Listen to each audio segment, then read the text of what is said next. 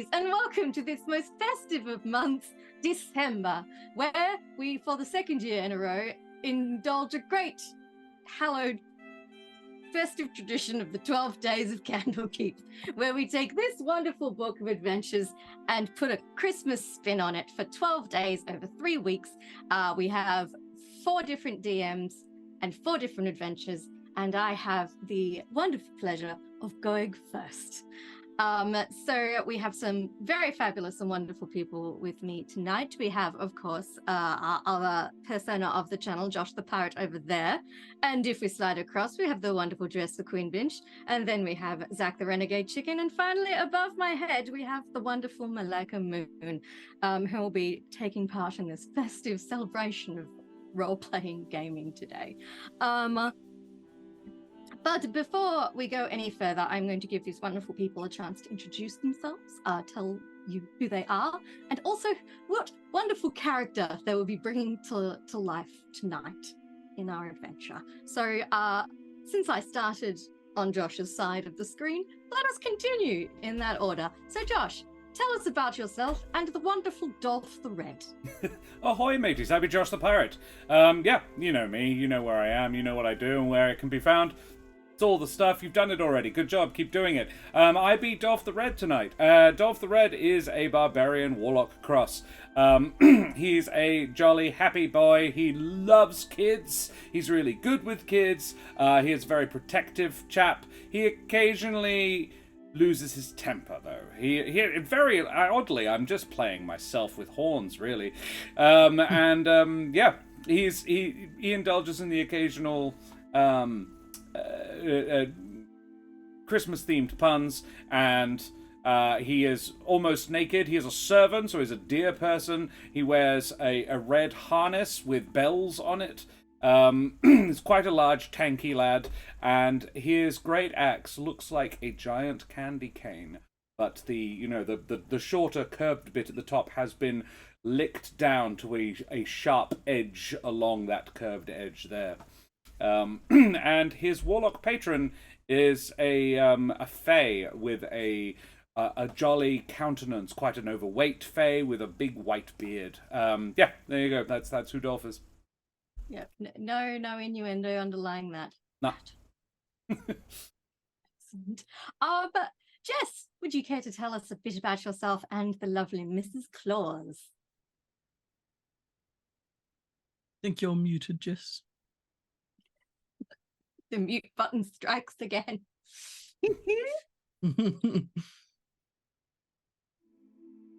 Hello? All right, so that was specifically my microphone deciding that it doesn't want to talk to my computer anymore. Great start. Hello, I'm Jess. I haven't been on any stream in quite a while, so I'm quite happy to be back. Tonight and tomorrow night and at some point next week, I will be playing Mrs. Claus. That is Claws, thank you very much. She is a half-orc Circle of the Moon druid who favours the form of a fluffy white cat. Now, that fluffy white cat is known to be rather unkind to some, so watch your back. I had a whole backstory written out for her and it's just left. Long story short, she is the cat of Mrs. Claus, named after her mother, of course. And was brought home. I told Zach the whole story. He can probably tell it better. Yeah. Sure. Was gifted to the quote unquote real Mrs. Claus by Santa as a gift, who was stunningly unaware that it was a druid wild shaped, and has, I believe, since become something of a fixture about the North Pole and something of Mrs. Claus's little helper. See, I like to think that Santa doesn't know. Oh. Santa doesn't know. Absolutely. There you go, Santa doesn't know. And if Santa doesn't know, hurt him. Dolph probably doesn't know either. The mystery. He's about to find out. Yeah. Dolph's about to find out. Anyway, sorry about that. Haven't been on stream in a while. Perfectly all right. Zach, would you like to continue? Maybe talk a little bit about yourself and the wonderful Hefler. While I turn around and tell my rabbit to stop scrabbling at the window. No worries. Yes, hi, I'm Zach, or the Renegade Chicken. I've been on here recently, playing some of the Humblewood stuff that was happening that was a lot of fun. Hope I can come back and play some more of that. But tonight I'm playing Hevle, a satyr blood hunter, modeled off of one of the enormous Hevle goat sort of statues, I guess, that they make in Sweden, these enormous sort of wicker goats that people keep burning, despite the fact that it's extremely illegal and you are not supposed to. So I made one that just finally got tired of it and has decided to employ his talents elsewhere. I've still got some fire in here, I think, as a bit of a joke for it, but he should be interesting. I have in the complete opposite direction of Josh, made someone who is the complete opposite direction of me, as he is strong, tough, and wise. 3 things I can lay claim to absolutely none of. I'm gonna call bullshit. Yeah, I was gonna say. I am intelligent, not wise. We've had this discussion. Actually, I can.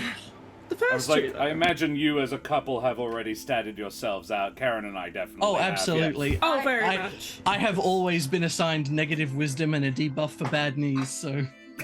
And what have I been assigned? Barbarian. High strength, Okay. high beauty, high charisma, yeah. High constitution for some reason. For some. Karen wouldn't know anything about that. Nothing. My constitution is like -10. Yeah. But last, and certainly not least, the lovely Malaika Moon. Please tell us a little about yourself and the wonderful Milo Knight. Hello. I am Malaika Moon. I'm a singer, show gremlin, out and about around Perth, and I realized that this coming up on a year of doing this campaign, it's officially my 1-year anniversary of beginning to play D&D. So exciting. So today I am playing a character named Milo Knight. She is a rock gnome who is making her way out into the world after she's had a little bit of a disagreement in ethics with her small northern community, because our dear little rock gnome, she is a rogue and she is a thief. She does like to take things that she feels that other people aren't making use of them, and they don't really pay attention to them, so it's not the biggest sin to grab. However, she does have a small issue with her community just completely all being fine with one of their members stealing a small blonde child and his reindeer. So she's gone on a bit of a journey to try and find a place that she fits a bit better. Okay. Well, is anyone else having Malaika's volume go up and down a It little is bit? a bit, yes. Yeah, it is. Oh no! What am I spiky. saying? What It No, might no, be. it's, You might have an spiky a auto bit. thing on the audio. what's So if you go into your audio settings in Zoom, Mhm. your microphone. So in the microphone is automatically adjust microphone volume on. Yeah. And you want to turn that off.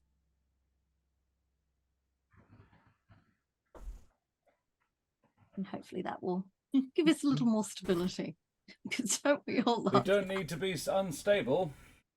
I've done that. Is that making a difference? No. No, No. not A really. little bit, I think.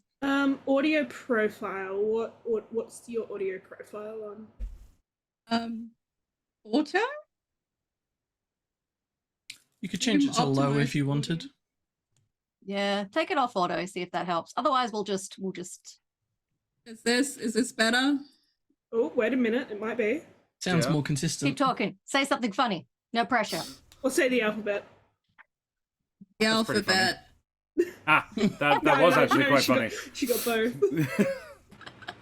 I don't know what to talk about. Oh no. No, I think Is you nailed that- it. That sounds good. It sounds sounds- Is that better. It sounds a bit alright? better. Is that better? It's Yeah, manageable. that sounds better to me. Even if it's moving up and down a little, it's still audible. So Yeah.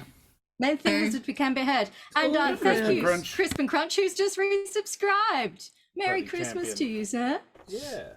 or Merry Festivus in whatever manner you celebrate. Well, exactly. Was there anything else? Oh yes, we were going to do, because these are new characters. Dolph is the only one who was part of Candlekeep last year. We're going to do a really quick round of getting to know you questions from Josh's better getting to know you table, because modesty is overrated. So Josh, It you is could better. take It's over. objectively better. There's more options. And it was a collaborative effort, so our community in general can Yeah, take it was cool. So credit it's for Cove's being better getting to know you table. Dak was definitely involved. All right, first some getting to know you questions at our characters. All right. Well, first of all, who wants to go first? I will. Alrighty. Let's do it. Okay. So, yeah, and who do you want to answer a question about? I'll answer one about. We'll go with Mrs. Claus, and I'll go for I rolled a 65. 65. 65.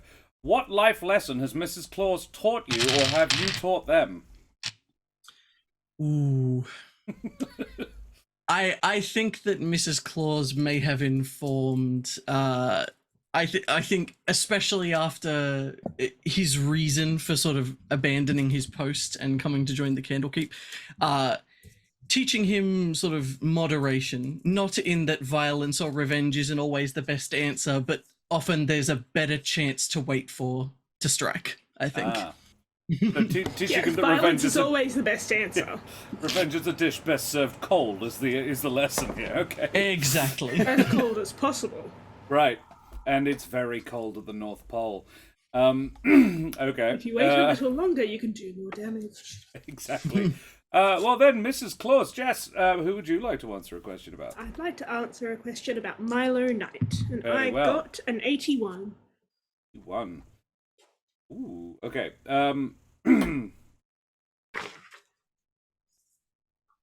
Does this person believe that tomato sauce lives in the cupboard or the fridge? And do Milo you and I- agree? Okay. Milo is pretty used to the North Pole at this point, so everything is a fridge.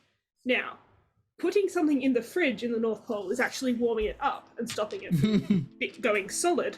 Yeah. Therefore, they believe that tomato sauce belongs in the fridge so that it doesn't freeze. And I fully agree. Very well. I like it. That's well thought out. Malaika, that leaves you to answer a question about Dolph. So, can you roll me a D100, or can somebody do it in chat? You can do either way. I think you've got a D100. All right, what was A D100, so the 2 D10s.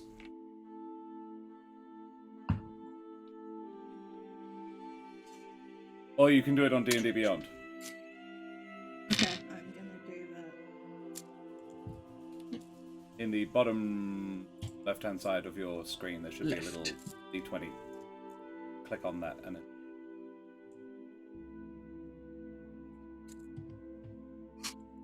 It is not. It's always the way. Do you want me to roll it? I got you. Yes, please. You got a 72. it's 72. Cool, cool. 72 is... Ooh! What was Dolph first doing when you met them? Or doing first when you met them? Was it crimes. violence? Was it a violent crime? Oh God, what was If it was crime, it was definitely a violent one. Breaking and entering, actually, probably. These bloody barbarians. Yeah. Just doing violent crimes. I do like that. I like the idea of Milo kind of being very careful and casing a joint for a week and sort of being like very precautious to like she's been like eyeing up a potential place to like restock her supplies because she only takes what she needs for a long time, and then she has the perfect night, which is like an unexpected amount of commotion occurs for her to break into this building, and of course when she heads in she ends up running into Dolph, who's just ransacking the place in the most inelegant way possible. Dolph's like the The front door isn't open. We'll make a new one. Oh no, he'd have come down the chimney. But he was too big, so the chimney just exploded. The chimney is wrecked. I mean, Have you seen, like- technically that is a new entrance. I would say probably they didn't have a chimney. They do now. Or a hole in the roof anyway. And Dolph is in there just, I think he was thirsty. So he went in looking for carrots and eggnog. And yeah, so Dolph is there in just sort of a drunken haze. And I like to imagine this is how Milo actually came to the Candlekeep. Is they hooked up with Dolph, and Dolph was like, "You're fun, you're cool, let's go home. I take you home, small thing." And you rode Dolph home. Yep, that's probably the vibe. Tiny rock gnome bouncing on the shoulders of this enormous deer man. Yeah. Like, hello, small pebble. What are you doing here? Come, tiny one. I always picture Dolph in lederhosen. I don't know if that's canon. but No, he's my head almost he wears- naked. Yeah. Except for the lederhosen. Well, Except for this. it is, but it's red. I can roll with this. Yeah, actually, yeah. It's like dungarees, but red, with bells. Yeah. Okay, I got a 78, and I'm going to be talking about Haluve, however that's pronounced. Havle. And a 78 means what or who is this person a huge fan of, and why? And do I share this opinion? Oh. Oh my. Like, there's room for some very interesting irony to be established here. Oh.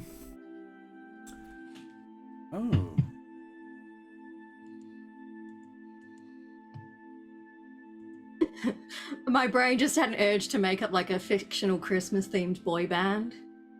Yeah. It's just comprised of really cute half-elves. Yeah. Let's do another kid's Yes. game. Kevler really likes Michael Bublé. No, it's.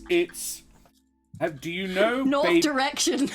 Do you know Baby Metal? I'm Have you playing heard of Saturday Baby Night. Metal? I'm familiar, yep. Okay, so it's that, but there's a Christmas-themed elven band that very much along the same lines as Baby Metal. And yeah, let us Santa Baby Metal. Santa Baby Metal, yes. And If we're going with Michael Bublé, it's got to be Santa Buddy Metal. and actually, let's flip it. So it's rather than 3 cute little Asian girls, it's 3 overweight Scandinavian men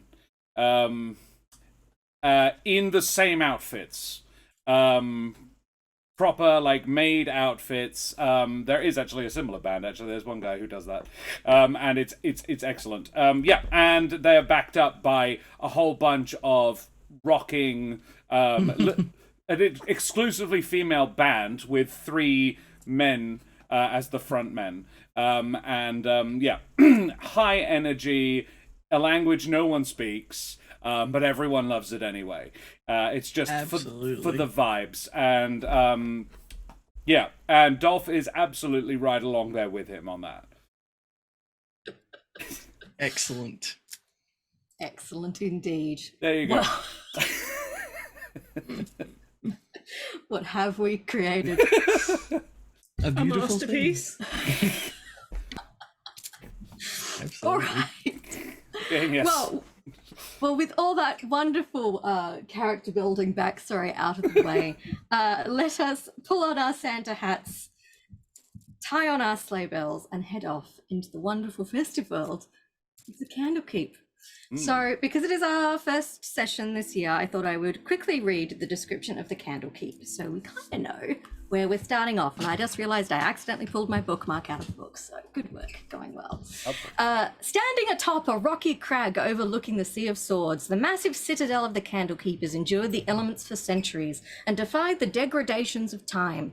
Visible for miles around, Candlekeep has an eye-catching silhouette, a high wall interspersed with towers. The wall encloses a large space from which more towers rise. Those who behold the edifice say it looks like nothing so much as a cake decorated with an overabundance of candles, which I think is very Christmassy, even if that wasn't their intent.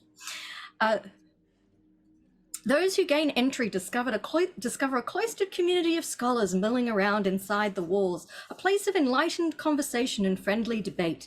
No better place in the realms exists for those who have a love for or a need of knowledge, and who want to pursue such interests alongside fellow seekers. Candlekeep has the largest repository of winter lore in Faerun, including the collected prophecies of an ancient sage named Orlando the Seer. Those compiled divinations make up but a tiny fraction of the accumulated knowledge and secrets contained in the library's vast collection.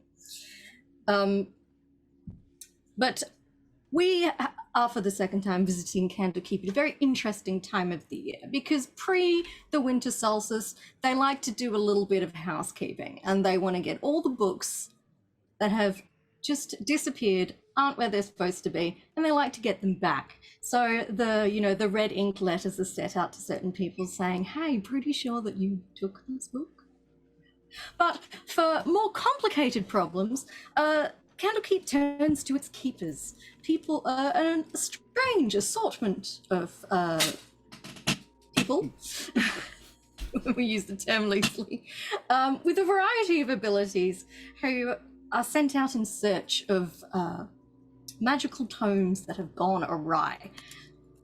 But strange things always happen in Candlekeep when this is happening. Whether it's just the extra magic in the air or the tension of all these books being tracked down, there's this strange habit of people just disappearing and reappearing at random. There's a flurry of green sparkles and then your mate, poof, gone. Might come back in 2 days, might come back in a week. It's hard to know. So it adds a certain edge of thrill to any missions the keepers are set out on at this important time of the year. But our four adventurers today, Dolph, Hevlet, Milo, and Mrs. Claus, have been summoned to the office of the Bookworm, who is a large dragonborn gentleman, because he has an extra special task to impart to you at this special time of the year. So you all file into his office, which, as his nickname might suggest, is absolutely packed with books of all colours and shapes. Some of them look bright and shiny and new, some of them look like if a strong wind and they've just fallen to dust. But you file in and he greets you all warmly. Thank you so much for coming. Welcome, Mr. Claus, Milo, Evler, Dolph. Thank you. Just squeeze in best you can. Just mind the encyclopedias over there. A small white cat's going to jump up onto the desk on top of the encyclopedias and just look. Well, as long as you don't dig those claws in, Mrs. Claus, I'm sure we'll, no. No.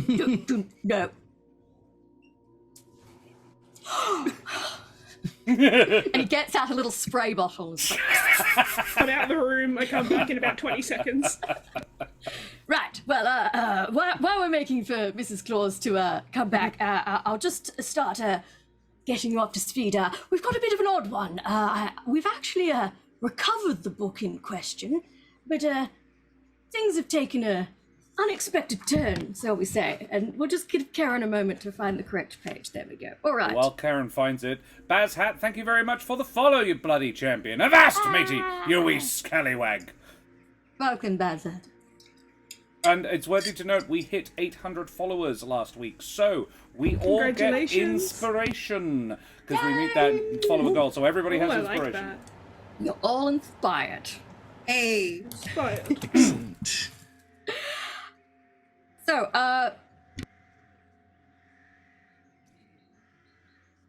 yes, the bookworm continues. Says, it's a rather beautiful looking book. It's called The Lore of LaRue, and we'd sent out a request for it to be returned, and quite mysteriously, it did so. But it seems to have had some sort of enchantment placed upon it, and we just really need a few people to have a look at it, get to the bottom whether this is an enchantment that is beneficial for scholars who might wish to consult the book, or whether it is of a dangerous sort and we might need to do a little bit of a deworming of it before we put it back in the collection. It has worms? metaphorical stuff. Ah. We try and keep on top of that sort of business. Fumigate is what I was thinking, yeah. Just had a mental image of magical fumigation, where it's essentially like those cans of spray glitter, and you just like shh. I saw Redding doing this last year. Yeah. And so the bookworm will look around and say, "So, do you feel up to the task?" Oh yeah.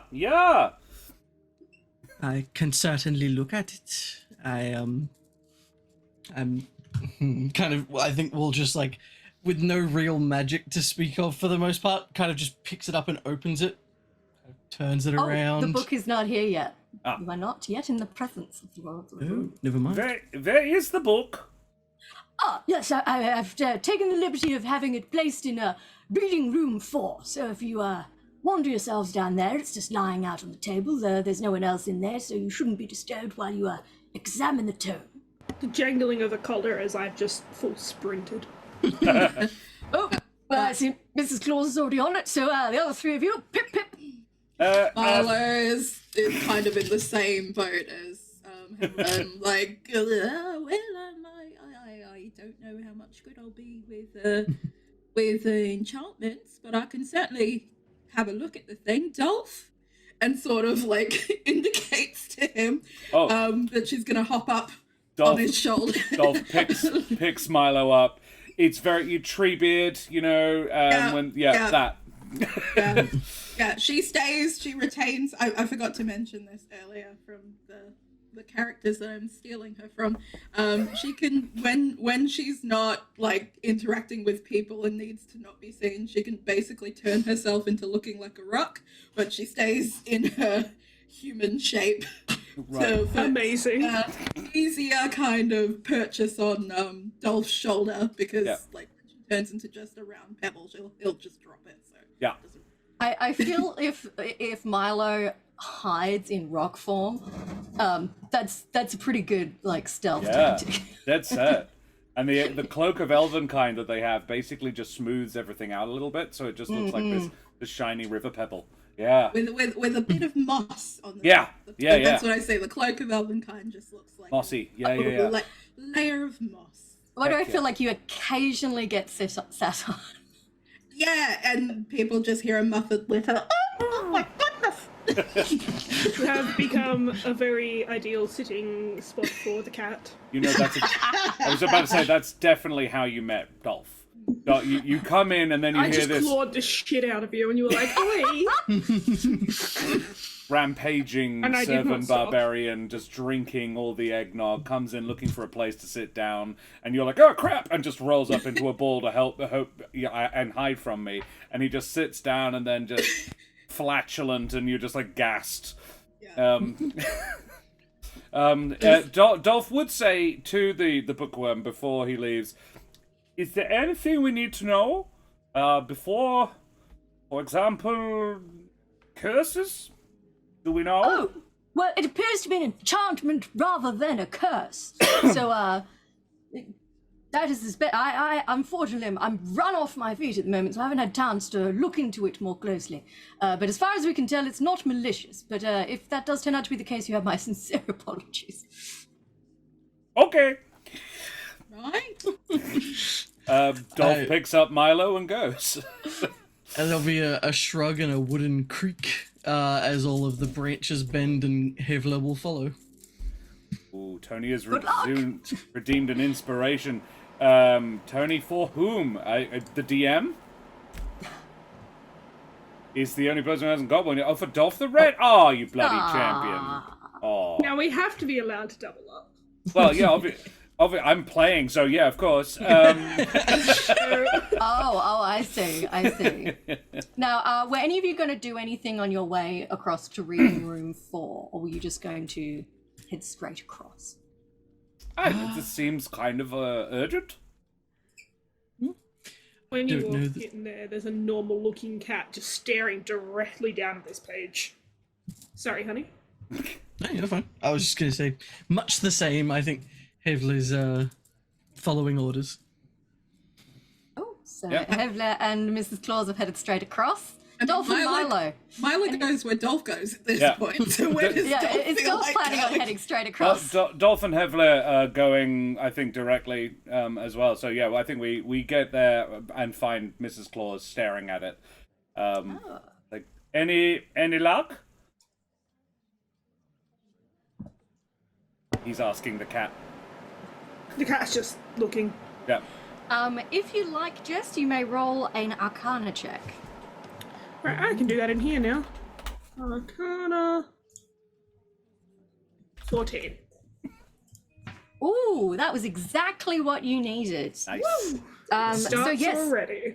you can feel the enchantment radiating from this book. It is quite a beautiful book as well. It's covered in a vibrant purple leather with beautiful gold detailing. It also has a intricate rendering of the head of a unicorn on the front cover. This is in gold, so it's very dramatic against the purple of the cover. And if you look at the spine of the book, it reads Law of LaRue. And if anyone wants to roll a history check, you can see if you know anything about LaRue or this unicorn. I have a -1 to that, but it's a 17. 17, it's pretty good. Anyone else want to? Rolling. If LaRue is a unicorn, is that a fae? Yes, technically. Yes, technically, yeah. Okay, then in spite of my -1, I'll give it a shot because blood hunters get advantage to recall information about fae, fiends, and undead. So I Nice. will give it a shot. Oh no, Tony, it's just !history. No.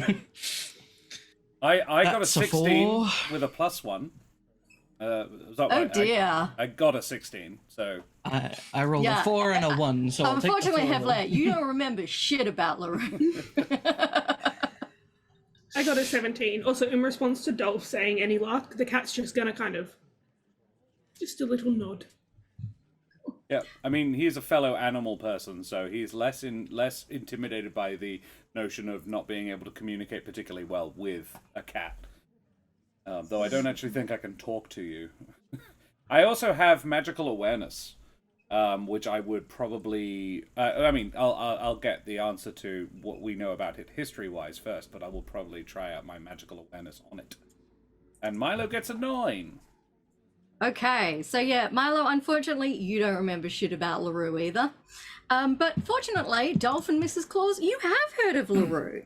LaRue the unicorn is a lesser deity with strong ties to Malaika, the god of the forest. Some think LaRue is in fact the daughter of Selune, the god of the moon. So LaRue was thought to be a guardian of the forest, to help keep an eye on things going on in the forests of the material plane, while Malaika, the god of the forest, is off busy doing god of the forest sort of stuff. And generally, LaRue is thought to be, a hard worker, diligent, caring. So a reasonably nice person. So unicorn just takes care of the forests while the god of the forest is busy. I am knowing of this person. LaRue is sort of like a reindeer a little bit. Only a single horn though, and white instead of brown. Very friendly, very nice, sort of nature deity thing. And Mrs. Claus knows that too. The cat is... See, the cat seems to be nodding along as if it understands every word you're saying. Yeah. So we don't know. So Dolph knows the cat, but doesn't know that the cat can turn into a person. I don't know. You said something about you didn't think he'd know. I think if Santa doesn't know, Dolph doesn't know. Dolph's about to find out. Because Dolph's patron is Santa. Phenomenal. Well, Santa yeah. about to find out. Yeah, but this is the thing. And Dolph Where would is like... the book? Is it up on like a table? Yeah. Or what's the situation? The book is on a table. Okay. So Milo can't see it at the moment. Oh, you on Dolph's Dolph's looking shoulder? at it. Oh, am I still on Dolph's shoulder? Okay. Dolph would put Milo on the table next to the book if Milo wants. Yeah. What would you like to do next? I would like to try my magic awareness on it. To see what does your magical awareness tell As you? an action, I can open my awareness to the presence of concentrated magic. Until the end of my next turn, I know the location of any spell or magic item within 60 feet that isn't behind total cover. When you sense the spell, you can learn what magic of school of magic it belongs to. Ooh. Intriguing. It's a wild magic barbarian thing, because that's what I am. So that is what you... Would that ping off of our magic items? Yeah, absolutely, but I already know about those.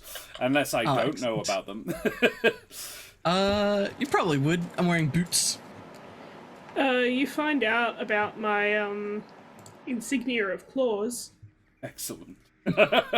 Yeah, Dolph, you're suddenly acutely aware of every magical item that these people are carrying around with you. Dolph is not shocked by the presence of magic items on these people. He is mildly surprised that the claws, that the cat has some sort of magic claws about them, but he's been scratched by this cat more than once, so he's not that It surprised. hurts a little bit too much every he's like, single time. Yeah. He probably has a the decent bell on amount her of collar respect. glows. Oh, cool. Yeah. In terms of the book, you can tell that it is... So what specifically will you get the school? I get the school if there is one. Okay. It is School of Conjuration. Ooh. And I learn the name of the spell, I think. The spell is called Gate. Gate. Interesting. Okay. So when Dolph does this, his nose lights up.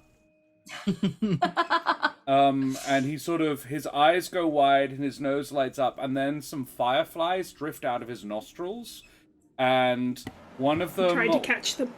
One of them actually, runs sort of like one of them goes to each of the places where magic can be sensed in the room. So one of them drifts around Milo's cape, one of them drifts around Mrs. Claus's claws, one of them drifts around Halve's boots, and one of them alights on the book, and then each one returns to his nose, and as it do, he learns the thing about the thing. Because canonically in my lore, Dolph's nose glows because he was sneezing as he flew through a cloud of fireflies. So if you ever see him with a little line of sugar, that he was just feeding the fireflies. They need that. I believe you. Yeah. Makes you fly. These and other child not suitable for fairy tales coming to Josh's collective Christmas work. That has been mentioned in my Father Christmasing works more than once. Yes, you know, the spell is called Gate, and it is a conjuration school of magic spell. Yeah. Dolph goes, oh, that's good. Well, the spell is Gate, which is conjuration. I don't know what that does, but I could guess. I think that sort of hearing that and like almost with like a head tilt of sort of curious, like and hearing like Gate as he kind of like reaches down, just picks it up, kind of like turns it over. You take it out of the reach of Mrs. Claus as she was about to start swiping at it, and she just gives you the most pissed off look. You are holding a large tome. It is 12 inches wide and 16 inches tall. There are hundreds of pages within this book. It doesn't appear to have it doesn't appear to have like a blurb on the back. It just has the name on the spine. I think he'll look towards the rest of the group and just maybe there will be more instructions inside. Or And if maybe no you one will open a objects- giant gateway to somewhere if you're opening the book. Either Jack way, would I'm up also for it. tell us. Sounds fun. He'll just flip the cover. Okay, you open the book and words begin to write across the page as you look at it. And I'm going to do my best Baldur's Gate narrator impersonation. Our story starts during the time leading up to the winter solstice on the final night of Uktar in the year 374 DR. A nearly full moon rises behind wispy clouds as star-speckled sky darkens against a fading horizon. It seems silent and still here in the heart of the forest, but to anyone who knows the forest well, that silence can be misleading. When you are ready to proceed, turn the page. You feel a cat begin to climb up your leg. I don't know what kind of armor you're wearing, but it's like a lot. So Hevle does technically, I think mechanically I'm wearing armor, but for the purposes of flavor, he is just made of sticks. Excellent. So he doesn't appear to feel it very much, as he appears to be effectively a scratching post right now. And she perches on your shoulder. Is that like, do we actually hear a voice as we're like looking at this, or is this just words on the page? These are words on the page. Excellent. I think that as they finish writing, there's probably like a good five or so seconds of silence afterwards, as he his lackluster intelligence sort of just slowly trails through the words, and as he finally finishes the sentence, just like, Cat's about to... Actually, if you do that, absolutely, yeah. Yeah, the cat just kind of leans down off your shoulder and just slaps at it, trying to turn the page. Slaps the page? Trying to turn the page. Well, if you're only trying to turn the page, I think I'll get you to roll a sleight of hand, sleight of paw check. All right, To see let if me your, really quickly your get up. kitty cat batting actually turns the page of the book. Trying to get up the cat's Cat stat. stats. Mind if I just use my stats for this one, and then it's only this one anyway. It's probably not as much as... We're not going to worry about it. It's a 9. I don't rip anything, but I'm having a rough time. Yeah, you kind of assume. flick it a bit, but you don't actually turn the page. He'll reach out and kind of just hook one large finger under the page that's half lifted and turn it over. The cat looks at you Excellent. gratefully. As you do so, a 10-foot radius portal appears, centered upon the lore of LaRue. So, presuming you're all still standing quite close to it, you will all be sucked into this portal, along with anything you are wearing or carrying. Dolph expresses zero surprise. Yeah, I think on the other side, Hevle looks extremely surprised. Because he hadn't gotten to that bit in the story. Yeah. It feels a little bit like you have been caught up in a little bit of a light snowstorm. Like there's a flurry of wind around you as everything goes black, and there's almost like a soft purple hue glowing in the distance. And then it dissipates, and you find yourself in a forest. It's a little chilly, but it's not freezing. It is daytime. I was just double checking before I said that out loud. It is daytime. You're in a forest. It's a little chilly. There's a little bit of snow around, but it's not freezing. You're not in danger of, freezing to death out here from exposure. Oh yes, there we go. You're on the fringe of a meadow that borders a forest. Tall trees of several varieties stretch before you as far as the eye can see. Behind you is a range of formidable mountain peaks. The sun is about to set, and a rising full moon looks about to be ascend into the sky. Oh. Well, this is beautiful. Good guess, Dolph. Looks like you were right. Thank you. Thank you. Worth noting that the book has not come with you. That was going to be my question. I think I've lost it. Kind We of had it looks, for less starts than looking 5 around. minutes. That book would be very useful right about now. That's a bit Well, hopefully we can isn't it? find the person who wrote it. How deep is the snow? Asking for a friend. How deep is Oh, your not very. snow? It's a light dusting. Okay, cool. So I'm not going to just jump down and go poof, disappear. Yeah. If Mrs. Claus jumps to the ground, she's not going to vanish into 2 feet. That 9! being said, As I jump to funny the as that would ground be. and immediately jump back up onto Hevle. I love how only 2 members of the party appear to be Yeah. willing to put their feet on the ground. No, but I was on the desk, so technically when the portal bumped us, unless the desk came with us, I landed with a little onto the ground. Yeah, and was you would kinda have like, dropped a few feet into the snow. Oh! Oh dear! Milo, are you okay? Oh, just a bit of a shock. I think I've got my bearings about me. This is a bit like the description from that book, isn't it? And now that you are saying so, yeah. Good I point. suppose it is. Do you So- recall what the book said to do next? The cat's shaking its head.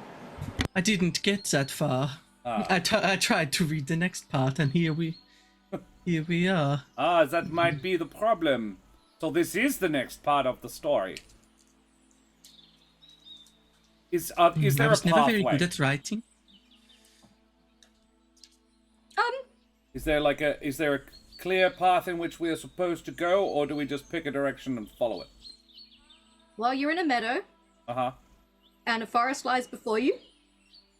There's a mountain range behind you.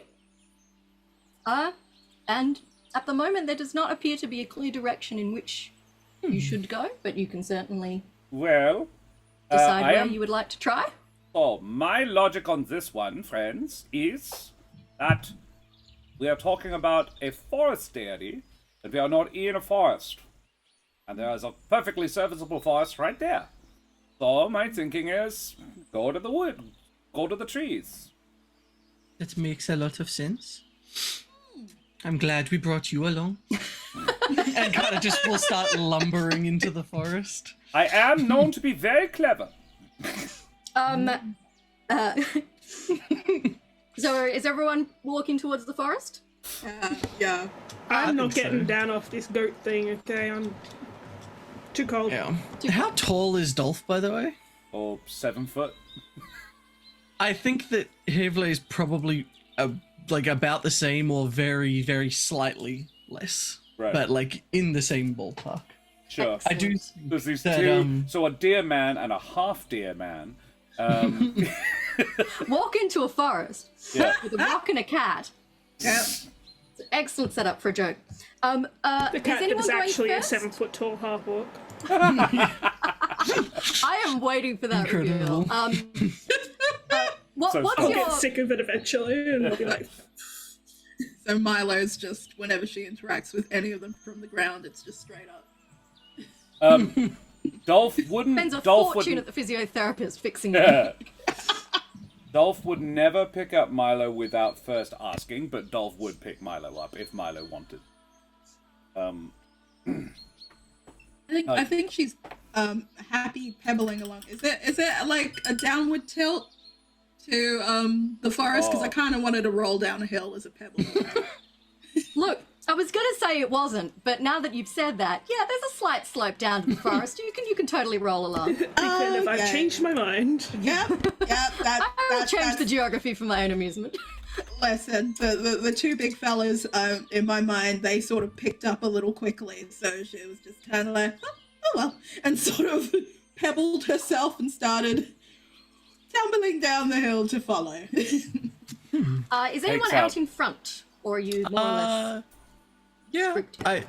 I think that Havler would probably be in front. Like if anyone tries to take over being at the front, he would just keep walking at the same pace. But unless anyone else steps out, he'll just keep walking until he sees something or hears something that would deter him from doing so. There I is don't a think- cat sharpening her back teeth on your horns. I don't think Dolph is any distance behind, really. I think it's sort of maybe 5 feet behind. But yeah, marching order would be heavily Dolph and Milo, possibly potentially tripping them up every now and again with rolling along. I also like, because you're rolling, does snow gradually accrete around you to get bigger and bigger?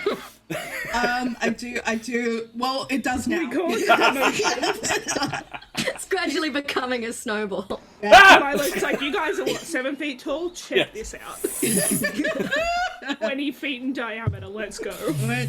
When she eventually stops and pops out, there's like a little snow explosion, and she's like into being herself and like, whoa, that was fun. All right. right. As your ragtag and very entertaining party approach the forest, you hear some kind of scuffling and laughing just inside. And as you watch, three bipedal creatures that combine the features of men and goats laugh drunkenly as they stumble from the woods. They stop, swaying slightly, as they take in this strange group of adventurers that has turned up in the meadow. And then they all kind of do that drunken, hey!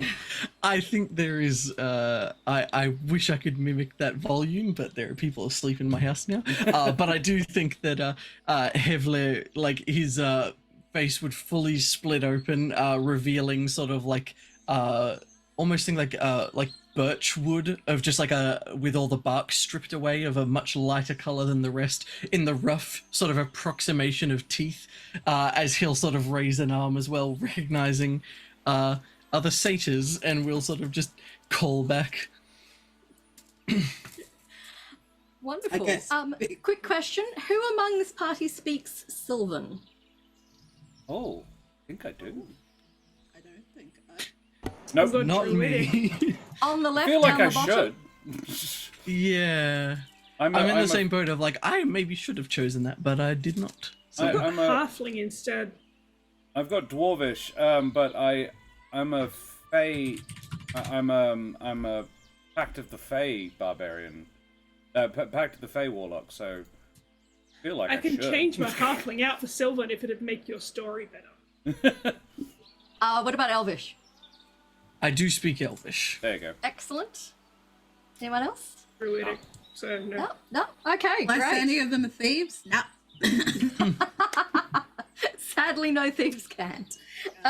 So initially, these three slightly sozzled satyrs, tell me to say that 3 times really quickly, they start speaking to you in Sylvan, which unfortunately none of you understand. But they quickly clock your blank expressions, and one of them swaps to Elvish.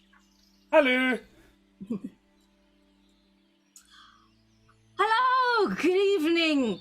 Hi. I'm Tragos. How are you? I'm Havely. This is Dolph. Hello. Milo. And this is Mrs. Claus. And kind of scratch. And Milo being introduced, she pops out of snowball form and is like, This is Milo. Fucking go it down the hill. This is Milo. That was Milo. Into the Like- distance. He'll be back. What? It's lovely to meet you guys. I said I was Tragos, right? Yes. Oh, great. Okay, I'm Tragos. And he points to his companions. That's Atelier, and that's Finagi. Sorry, we've been having a bit of a night.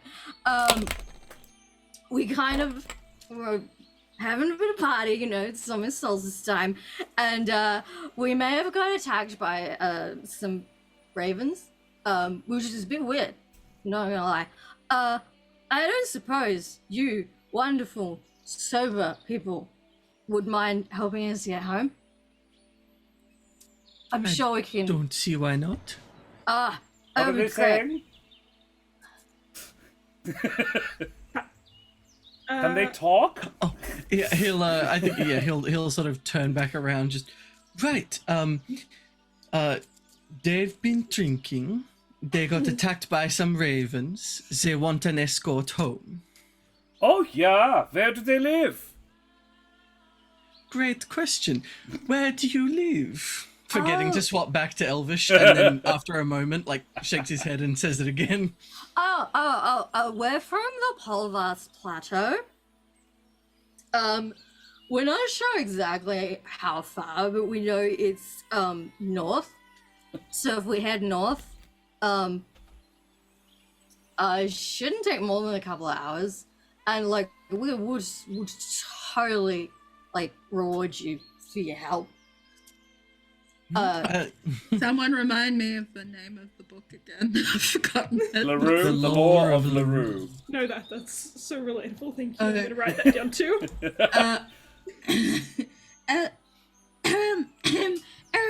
Perhaps I know they're a bit sauce, but perhaps we should ask them if they know anything about that Lulu book that sent us here.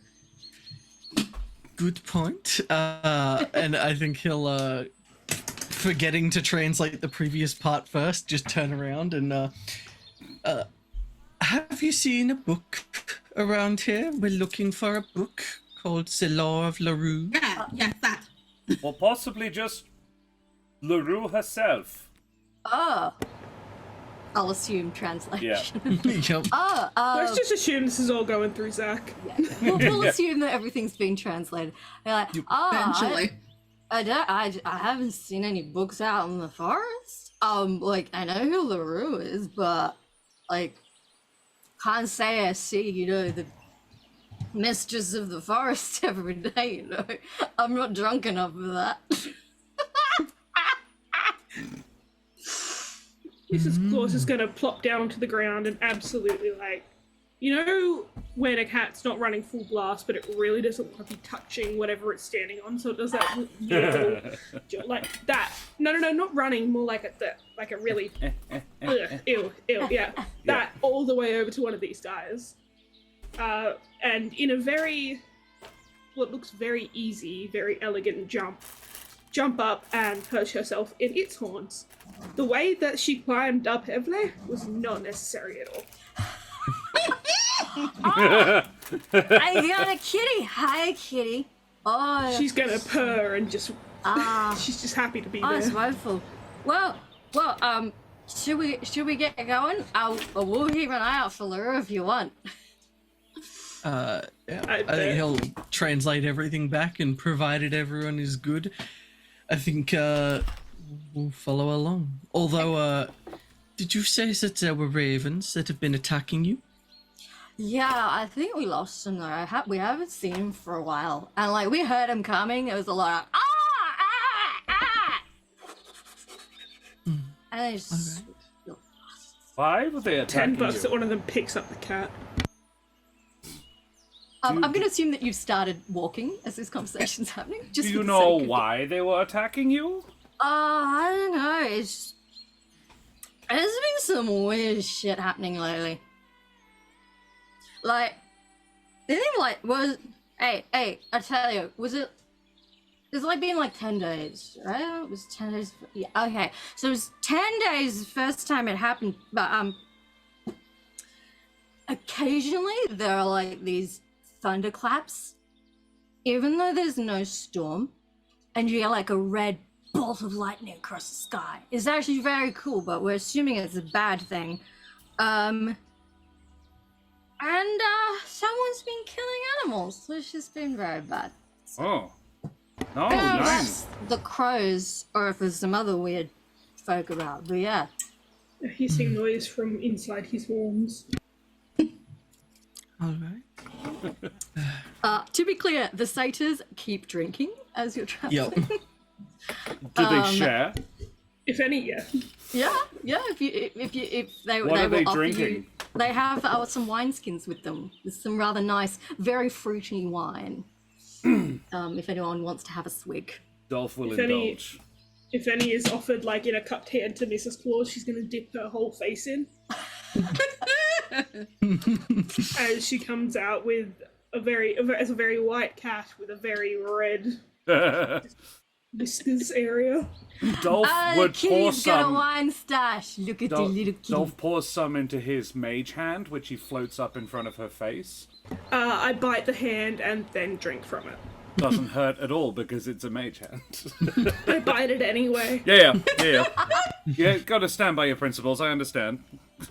At this point, Milo's committed to the snowball life, so she's just kind of zipping back and forth, ahead and back, probably wildly confusing the drunk satyrs in the process, but she keeps like sort of popping forward and back, like almost as like going ahead and then coming back, going ahead, almost like a pre-search, like just making sure the path ahead is safe, but also she's just doing it for her own amusement.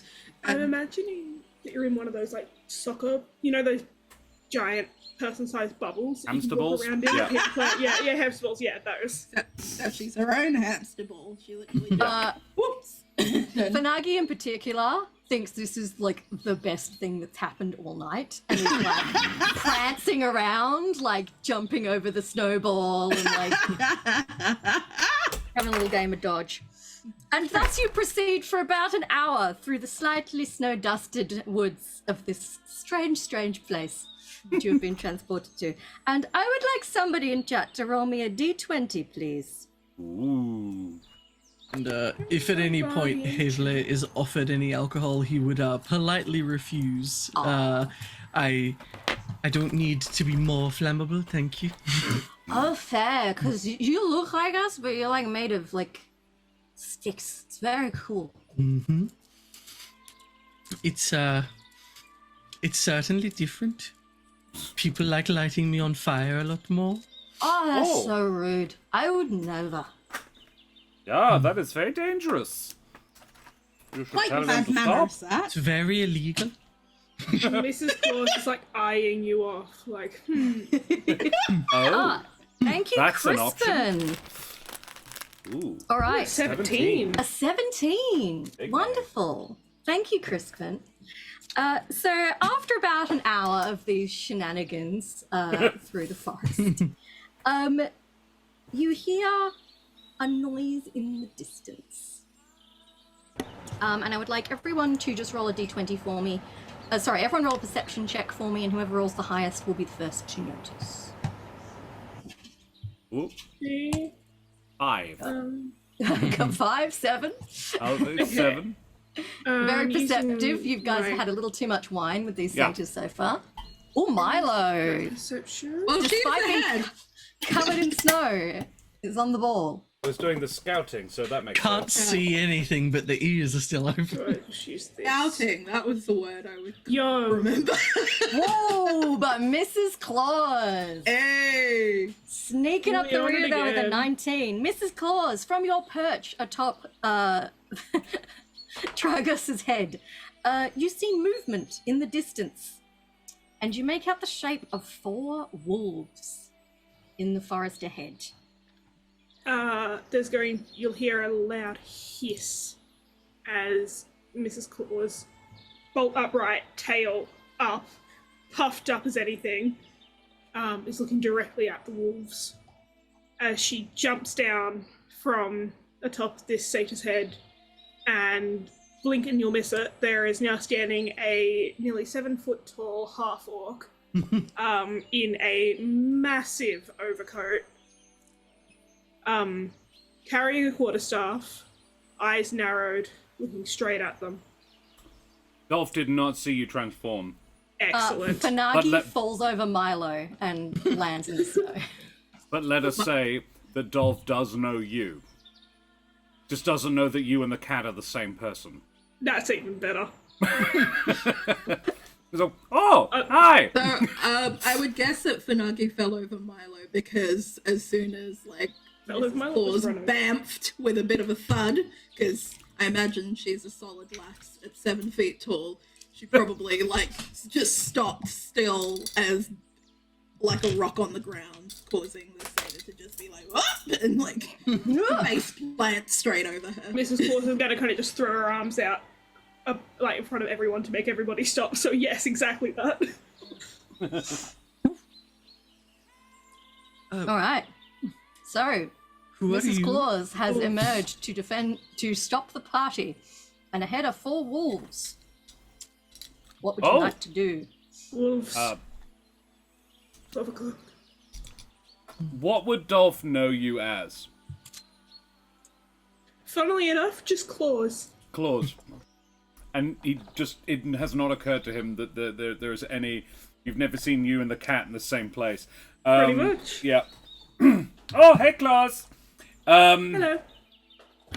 Oh, wolves. Are we getting anger off the wolves? What would we call her? If anyone would like to...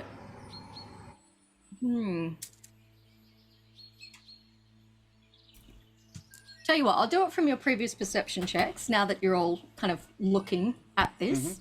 So Milo and Claus, you realize that these wolves are injured. Oh. Their fur is matted with blood. They seem like on edge, but they are in pain. Oh. Do you mind if I speak to them? No, if they are hurt, I will not want to scare them, but I will come close to make sure I can help if they are aggressive with you. But please, you do. That's a neat trick, that. Yeah, let's have a conversation with the wee doggies. One assume speak with animals is about to happen? It is. As Mrs. Claus is going to touch her hand to her chest, and her whole body is going to light up with this red and green glow. And she is going to step forward and just, in the kindest voice, just, hey, don't panic. We don't want to harm you. What happened? Roll a persuasion check. And as this is happening, Havley, I think, has sidestepped over towards Dolph and is really just... Who is she? Where did she come from? I'm going to use my inspiration on that. Oh, that's Claus. I know her from the North Pole. Oh, and meanwhile, Milo is kind of trying and failing to set a giant to her drunken satyr upright, being like, oh, terribly sorry, terribly. Just keeps tipping over. Oh dear, oh no. She's trying to, having realized that she's tripping. She's having a team. I'm going to use that to my advantage as I go, see, no harm, but struggling enough ourselves. The wolves kind of visibly relax a lot. You've convinced them that you genuinely don't mean to hurt them. And the largest of the four kind of comes forward and kind of has a little sniff of you just to check you're on the level. And you hear the wolf speak. It's like, oh, and I just realized I didn't name the wolf. What name would a wolf have that doesn't come from Game of Thrones? Fuzzy. Sorry? Fuzzy. Africans. It's like, I am Fuzzy. Oh, you are that? Lexi, Luna, Maple, I don't know. I think we can. I think only Claus can understand them. Oh, damn. Druid things. Yeah, just druid things. Hashtag druid things. And Fuzzy says, like, me and my pack were attacked by hunters, but we managed to escape. How long ago?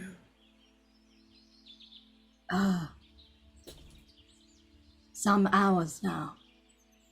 In what direction? Sorry, being a wolf, Fuzzy doesn't have the best sense of north, south, east, and west, but does point off in a vaguely northerly direction with their nose. If they're like covered in blood, can we see like a blood trail or like something that might indicate where they came from? Yeah, they appear to have been basically coming the opposite way to you. You've been heading north, they've been heading south. You can see little spots of blood leading away into the forest. Claus, are you translating or no? Slightly. Just, there were hunters. I don't want to scare them off, so. There were hunters. They were attacked. We're heading north, are we not? Kind of turning to the drunkards. Oh, yeah. Why? In the same way that we're heading, in fact. Turning back to the animals. Where were the ravens? The crows? Oh, the crows were, Wait, where are we now? Were they back at the bar? No, we'd wandered off, and then we got swooped, and then we ran off and got a bit lost, so I'm not sure, sorry. That's alright. I'm just thinking there's an awful lot of being attacked going around. This was hunters. This was... Yeah. I've Maybe. heard of their ravens. all of the Ooh. dead animals that have been showing up, maybe? Might I'm be the gonna- work of these hunters. I'll Yeah. translate that to the wolves. And Fuzzy kind of tilts their head and says, many hunters lately.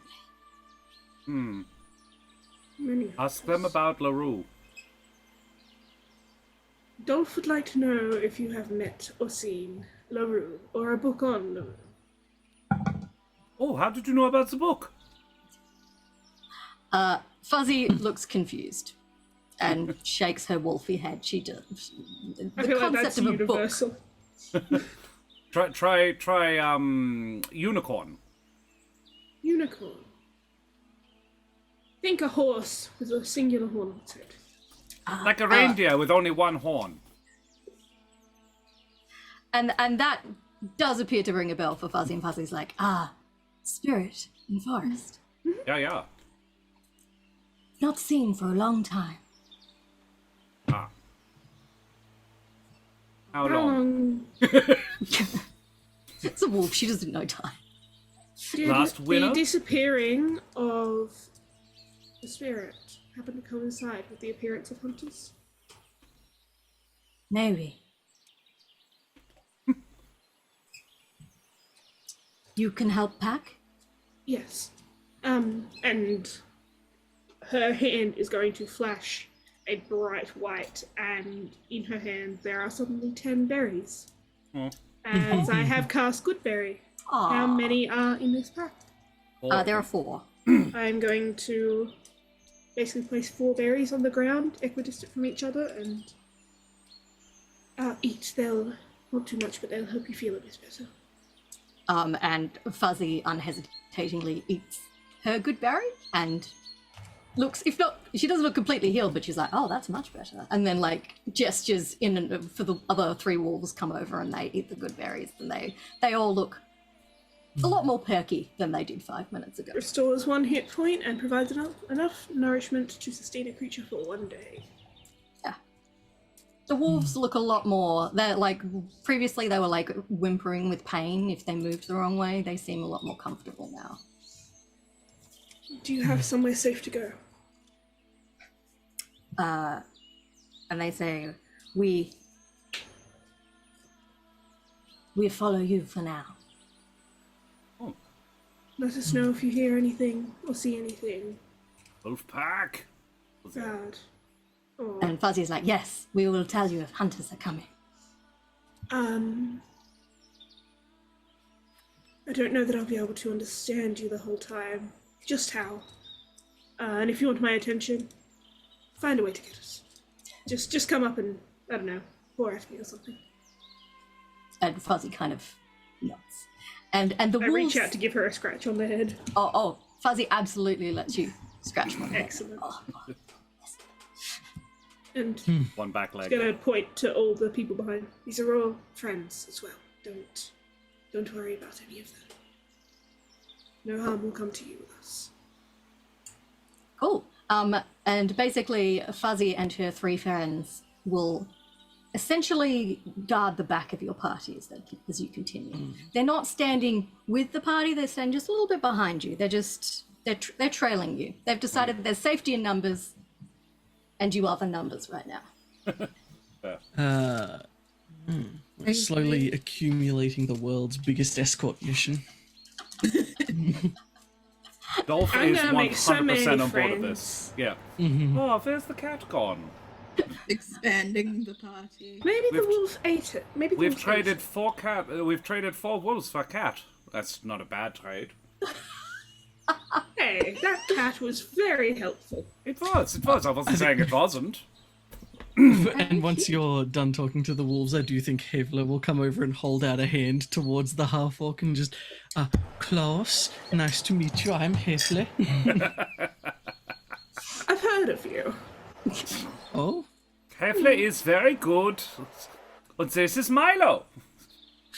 I feel like Milo and Mrs. Claus do know each other, and I feel like Milo is slightly amused by the fact that Dolph hasn't made the connection. Yeah, Mrs. Claus is just gonna kind of wink at Milo and And Milo just gives a little hiya And Hello again. with a huge grin on her face, and Dolph just kind of can take that as he likes. Dolph doesn't take a lot anyway. Yeah. No. I don't like Absolutely. the sound of those hunters. To be. Did you find out what kind of harness? Calling back to the wolf pack. What kind of hunters? Like I knew you were going to ask human that and make or- me try and flick to the next page.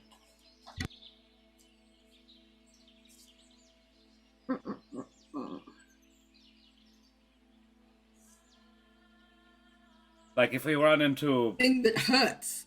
Yeah. Right. people who are like, not all hunters are necessarily the hunters we're looking for. Hashtag not all hunters, but Oh, I'll kill any hunter that's out here that's not only hunting for food. well, that's my point. Actually, that's what I was thinking. You can tell the difference. Sure, let us just, I don't know.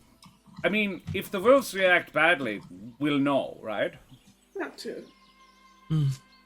I think as the conversation goes on, I think Hevler's wooden brows creak and furrow in a little bit, and I think he balls his hands into a bit of a fist, and as he does, a couple of sort of like branches and twigs in the back of them sort of seem to twang and sort of like snap outwards briefly, as he's going to take 4 damage and activate his Crimson Right, as the wooden halberd on his back, the blade of it sort of starts to just mist and ice crystals form up the edge of it. Ooh.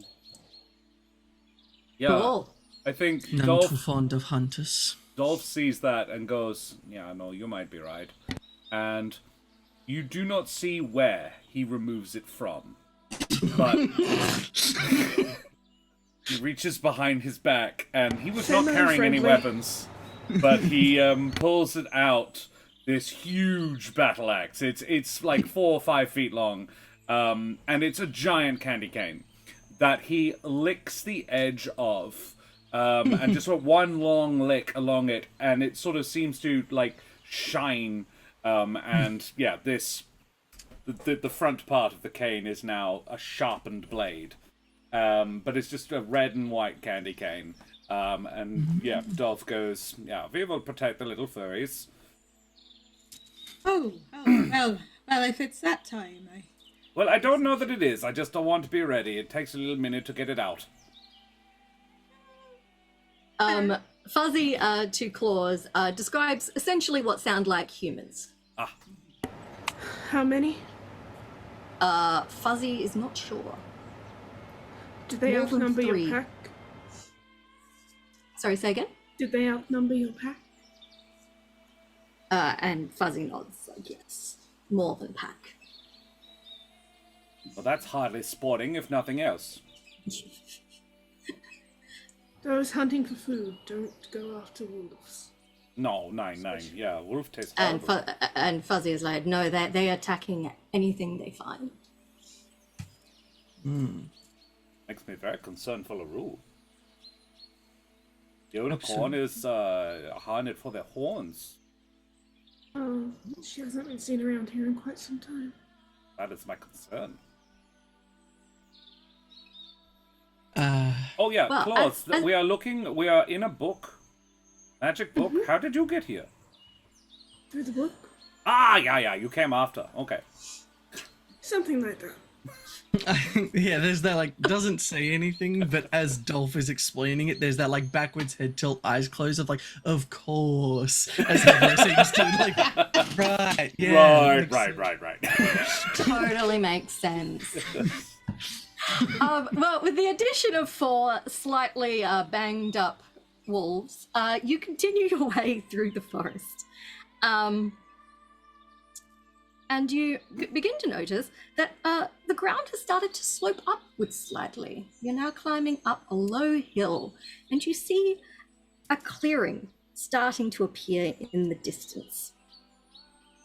What's the Greek? And- What's the Greek and- person pushing the rock up Sisyphus. the hill. Sisyphus. Yeah, Sort I of was a just thinking. permanent Sisyphus of Dolph pushing Milo up there. No, I imagine at some point Milo would kind of get stuck and then just have to like poof out and be like, Dolph, if you wouldn't mind. Yeah, Milo. And Tragos does another one of those drunken. Yeah! It's Paul of Earth Plateau, we made it! Yeah! Drinks on me! This clearing up ahead, is there anything in it? Sorry? This clearing up ahead, is there anything in it? I will partridge in a pear describe tree. it to you. Like, is this Sata right? Or is this just a random clearing that we've stumbled upon that are like, this is my house? No, the satyrs are correct. As you enter the clearing, you see an enormous maple tree of impossibly large size in the center of an open area nearly 100 feet in diameter. Shafts of light cut through the leafy canopy overhead and reflect off thin streams of water that trickle along and between the tree's gnarled, thick roots. As you approach the trunk of the tree, the satyrs gambol ahead of you, elated to be back in their safe haven. Stop gambling! You don't know what you're gonna lose. My dignity! Yeah! Sorry. But suddenly, the tree seems to come awake. It gives off a guttural noise, and then it speaks. Oh! Yeah! Oh! Pardon my rudeness for being asleep. It's been a long time since I've seen travellers like you in these parts. I am Feanor. Welcome to my plateau. Mrs. Claus is going to drop to one knee and just bow her head. Oh? And stand back up. Dolph is grinning. Hello, family! It's Word. lovely to meet you. Who might you be? I'm Havley. I'm also made of wood, and kind of like knocks on his head as if to prove the point. Ah, I see it. I'm Dolph. Mrs. Claus. I'm not made of wood. Welcome. Mrs. Claus. Pleasure to make your acquaintance. A pleasure to meet you as well, my dear. And you, little pebble down there. Oh, she's up there. She's still. Oh, sorry. the pebble on the shoulder there. Oh yeah, I'm Milo. Welcome. Milo's made of stone. Oh, excellent. Havley will sort of like lean over towards Mrs. Claus and just, what are you made of? Whatever I want to be, dear. Also, Dolph just rolled below wow. 10 on an intelligence check, so he has still not made the connection. Phenomenal. Even though you just identified yourself as Mrs. Claus, not Claus. Oh, actually, Dolph's like, yeah, she's a woman. you know what? Yeah, I didn't that make the tracks. connection, so I'm not even going to take the chance to roll. Oh dear. And Oh, you're married? going to- Yeah. yes, I am. I'm going to introduce each of the wolves by name as well. They're friends. Ah, welcome, little ones. So the satyrs are like drunkenly hugging the tree. Do you know these And, ones? Yes. Thank you for bringing them back safely, and I'm sorry for their condition. They've been having a bit of a night, and they've forgotten their manners. Nine. They were very polite. They very and good sharing. As I right there, I'm putting them firmly on the nice list. Yeah. And the satyrs, having greeted the tree, are like, "We're a party, bye," and they bugger off away from the tree to keep drinking, They're leaving friends. you with the large maple. Maybe we could ask this tree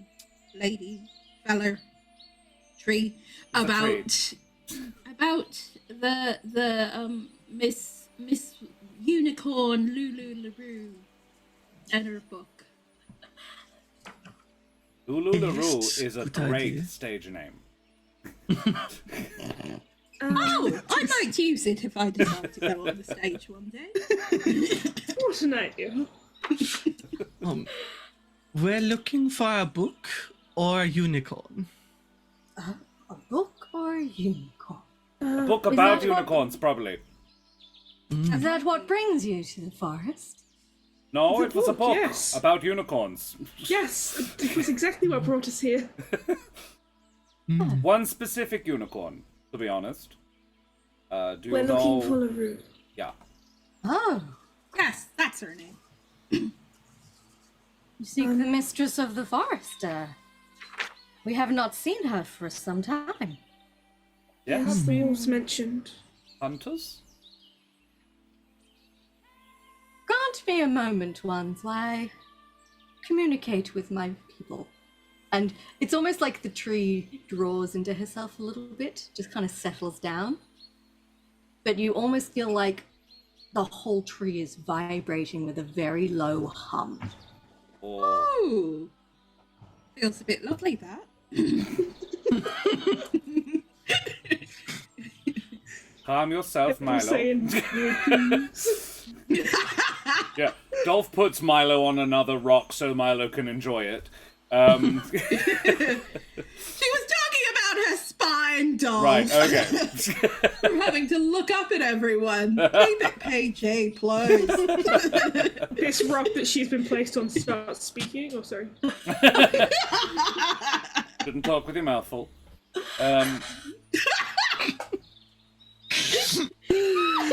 The urge to hang up, but I know that it would like mess the order up, so I have to do it. Oh my god. Well, you all stand there awkwardly for a minute while the tree vibrates. And then it's like she just lets out a long breath and just expands, like the branches start swaying again properly. It's like, the pool of eternal spring has been sullied, tainted by some sort of bloodlust. Ah. That's not good. I'm assuming. That's not good, right? No, the creatures cry out in distress. I know that this may not be why you are here, but if you seek answers, I beg you to seek the pool. I love pools. Is the pool north? Ugh, lost my voice completely there. Is the pool north of here? Double check, because there was a bit where you changed directions. Could you give us directions to the pool? I've been needing a wash. Desperately. You must only wash once it has been purified. Yeah. Oh, yeah. Nine. I wouldn't be washing in a bloody pool. Nine. Yuck. Yes, you The must point is to continue get the north- blood out of the fur, not in. It's like, you must continue northward from the plateau, and I suggest you stop at Dewlight and speak to Wildoli. Vildoli. Who and or what is Vildoli? Wildoli?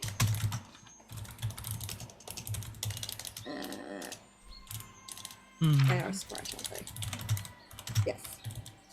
Wildoli is a sprite, and very attuned with nature, like myself. They may be able to give you more information. And what form does Wildoni take? They're a sprite. Little fairy. Little sprite, little fairy sprite? Yeah, a little- Excellent. like holds out a branch, like two twigs, like, yeah, this bit. Excellent. Small wings. Yeah. These hunters, did they begin coming around at a similar time to... The rule. Yeah. Did they show up when your unicorn left? It is hard to say, but I cannot help but feel these matters may be connected. How Please. many I cannot leave my grove. How many have you been aware of? Or been made aware of? And Feanor does a moment's reflection, like, There are several different kinds of hunters. Some Your little human. friends. Yeah. Your little friends were saying about some ravens, or crows. The crows are normally harmless. They must have been bewitched by something. Would they have drunk from the pool? A witch, maybe? Maybe. I think there are at least 10 who seem hostile further ahead. All right. Well, we get moving. Oh, before you depart, and Fëanor puts one branch down, and it like burrows into the dirt. Ooh. And they pull out a round bottle. Yeah. They present to Zach as thanks for saving my poor drunken satyr friends and for going forth to see what is happening with the pool. This is a potion of hill giant strength. Oh, Should you need it. great. Thank you. Yes. Sure, we can find a use for that.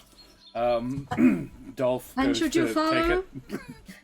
And should you follow that path, you will find Dewlight and Wildoli. Dewlight and Wildoli. Thank you. All right. Will we find these hunters first? For your sake, I hope not. For their sake, For their I sake, hope I hope we do. For our sake, I hope we do. not. I'm a certain kind of reindeer. I call it a pain deer. Massive grin on Mrs. Claw's face. One final thing. That's a good one. You protect this grove As best I can, yes. and all that are in it. Yes, absolutely. My 4 friends here have been through quite the ordeal. Is there space for them? Oh, of course. Come, my furry friends. Come rest. And you see, like, the roots kind of move to make, like, a little nook that Fuzzy leads the pack over to and settle down in. Mrs. Claus is going to give Fuzzy a scratch on the head. And yeah. Cool. Well, I think we will take a little break here. Seems like Excellent. a good spot to do so. So we will pop away for 5 to 10 minutes. So those of you watching, feel free to have a drink, stretch your legs. We will be back shortly to continue our journey through the Enchanted Forest. Thanks for resub, Lizelle. See you. Bye, Oh yes, everybody. Lizelle, you're a legend. See you all in 5. Bye. Bye.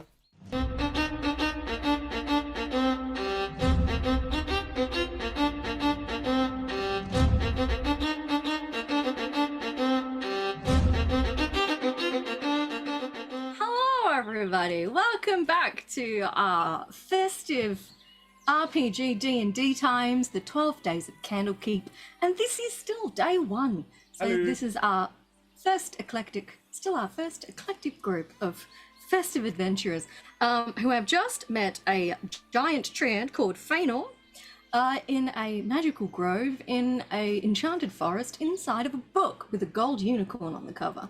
So it's all been very exciting so far. Going great.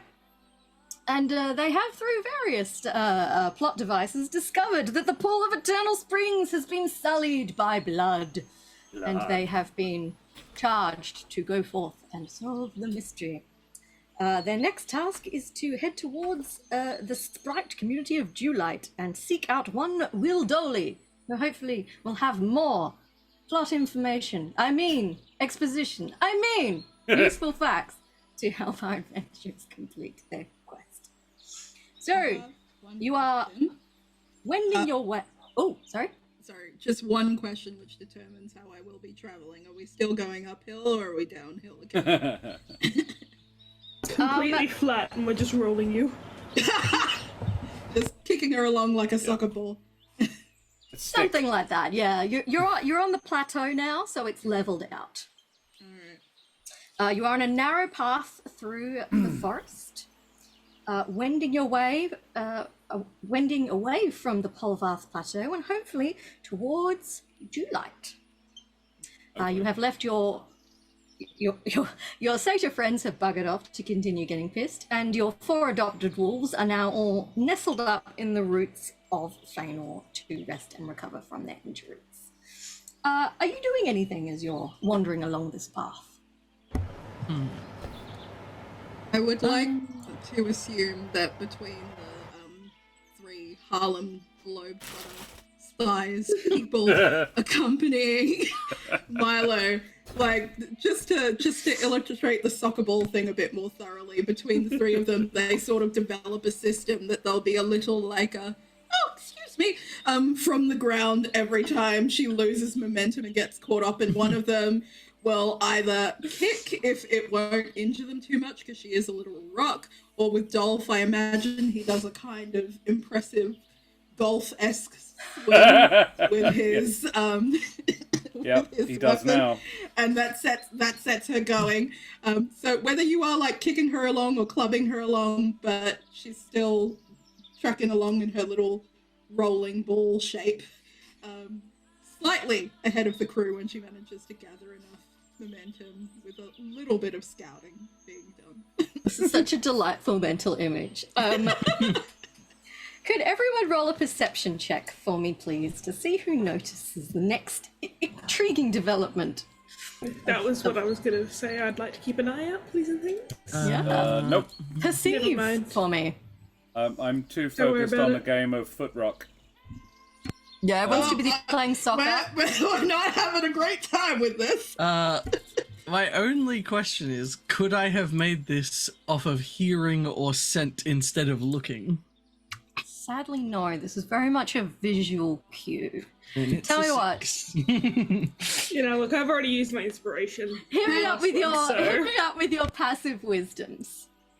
Oh, 12. No, I was gonna ask sorry. something separate. The thing that we are encountering, because I've already got like the added stealth from having my cape on. Is it worth me rolling for stealth to see whether they know that it is not simply a rock that the trio are kicking along or not? Karen, I will... if it helps, I burn my inspiration. I got a nat 20. Oh, Hey. that's sweet. You would have noticed eventually. You just wouldn't notice it. It's probably a good idea to notice as quickly as possible. So the sun has now set, and it has become dark. There is quite a full moon though, so it's not pitch black, but it is nighttime now. And Dolph, you realise that you're spotting little glowing bits of light popping up inside the forest. Little fireflies, little bits of luminescent mushrooms. Oh. Just little spots of light appearing through the forest as you walk along this path. It's really quite pretty. Yeah. Thank you very much for the raid, Lawrite, as well, you bloody champion. Oh yes. Thank you. Yeah, guys, if you want some more quality D&D, check out the Lawrite. Yeah, this is very nice. Check out the Just sparkly bits. yeah, sparkly bits. Definitely See better them than once they're pointed torches. Oops, sorry. Who wants to? Sorry, you. Oh, just silly joke. Just definitely better than torches. Oh, Excellent. 9. Yeah, you'll be fine with these. So Well- we see them once they're pointed out. Sorry. We see them once they're pointed out. Yep. Dolph has something of an affinity for things like this. It's what powers his magic. So we know what they are. So you know what they are then. I don't know about knowing what they are. I don't know these are exactly the same thing. But they're glowy firefly. You know what? I might, do I know what they are? You can roll a nature check. I could. May I do the same? Yeah, let's do that. Yeah, go ahead. Nature. -1. Oh, +1. So we got a 13 and a 16. Yeah, absolutely. As you peer at these little lights, some of them are fireflies flitting between the trees. You can see these teeny tiny little glowing mushrooms that give off a very faint pink glow. And you can also see the occasional glowworm. Basically, the further you go along this path, the more little bits and pieces of bioluminescence are popping up in the trees around you. That's Almost like Christmas lights. almost.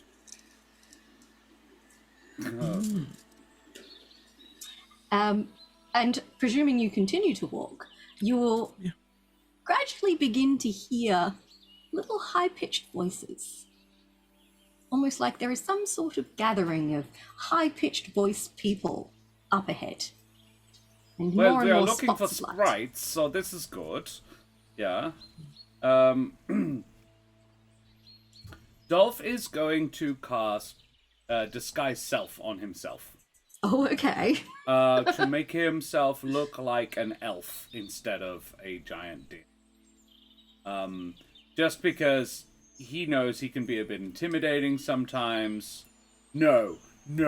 He is going to make himself look like a jolly, like quite overweight man, probably just a human man, like quite heavy in a large red suit with furry decorations of furry bits on it, just to make him look as unthreatening as possible. He's like, what is the least threatening image I could put on that is still roughly the same size as me? He does that. He turns himself into with a thick white beard. The only thing that he doesn't manage to get rid of is the antlers. I mean, Dolph turning into a bearded white man to be less intimidating. There is photographic evidence of a number of small children who would very much disagree with his assessment. Honestly, it is one of my pet peeves when the parents dump the screaming child next to Santa and then dash away and are like, do it, take the photo. And I'm standing there in a freaking elf costume going, your child is really distressed. And they're like, it's so funny, they're so upset. And That's I'm just- like, this is just the thing, Santa, it's- man, that's a strange man. It's so stupid. It's when the entire family runs away and Len watches the child crying and laughs. I'm just like, this is not funny. The little girl and I, or the little boy and I, are not having fun. Neither of us is enjoying this interaction. And please don't force your crying children to sit next to Santa. I get that the parents are laughing because they're a bit embarrassed. They're like, oh, it's nothing, it's fine. Like, most of them don't find it, genuinely don't find it funny. But it's... I'm a professional Santa, for those who didn't know. So I actually deal with this on the semi-regular, and I'm currently Santaing at Claremont, where I don't get it very often, but because the parents have paid to be there, they are getting their fucking photo. And I'm like, oh god, this is the worst. And normally you can work it out, like, okay, why don't you hold them and distract them, and I'll come up behind you and stay there, which is actually worse, like, thinking about it. But like, if Santa sneaks up behind the family, distract the child while Santa sneaks up behind. but that's them. normally the way to do it. Is Santa says, "We'll cheat it." So I'm in the background. I'm normally taller than most of the parents. So yeah, that'll work. But there's usually a way to get it. But the parents a lot of the time is like, "No, I want it sitting on Santa's lap." I'm like, "Well, that ain't gonna happen." Stop being abusive to your child. Exactly, It's Crispin. trauma. Yeah. No, Yeah. my little brother used to be terrified of Santa, and one of the best Santa photos that we ever got was me and my little sister in Santa's chair, my little brother on some kind of rocking horse thing, like far away from the chair, and Santa behind his chair, peeking his head around, going. That's a great picture. My brother was far away. Yeah, and That's a great way to do way more interesting as We well. recreated it when we were more grown up too. Oh my Excellent. god, you need to send me that photo. I'll send you the old one. There's also one of him holding Cole while me and my sister are holding presents. It's amazing. But he used to be terrified. And There's Mum and some- Dad would either wait for him to calm down and walk him by a few times, like, see, there's other kids, it's okay. He's not, and he'd eventually slowly- be like, oh, All right. Like, if you just take a moment and let the Santa actually talk to the kid and like, what do you want for Christmas? Have that interaction with them. They'll normally warm up a little bit, but when they are when they're so young that they're non-verbal, it's actually, until they're about 2 years old, more of their brain is devoted to facial recognition than anything else. They are all about just spotting faces, and Santa normally has a beard.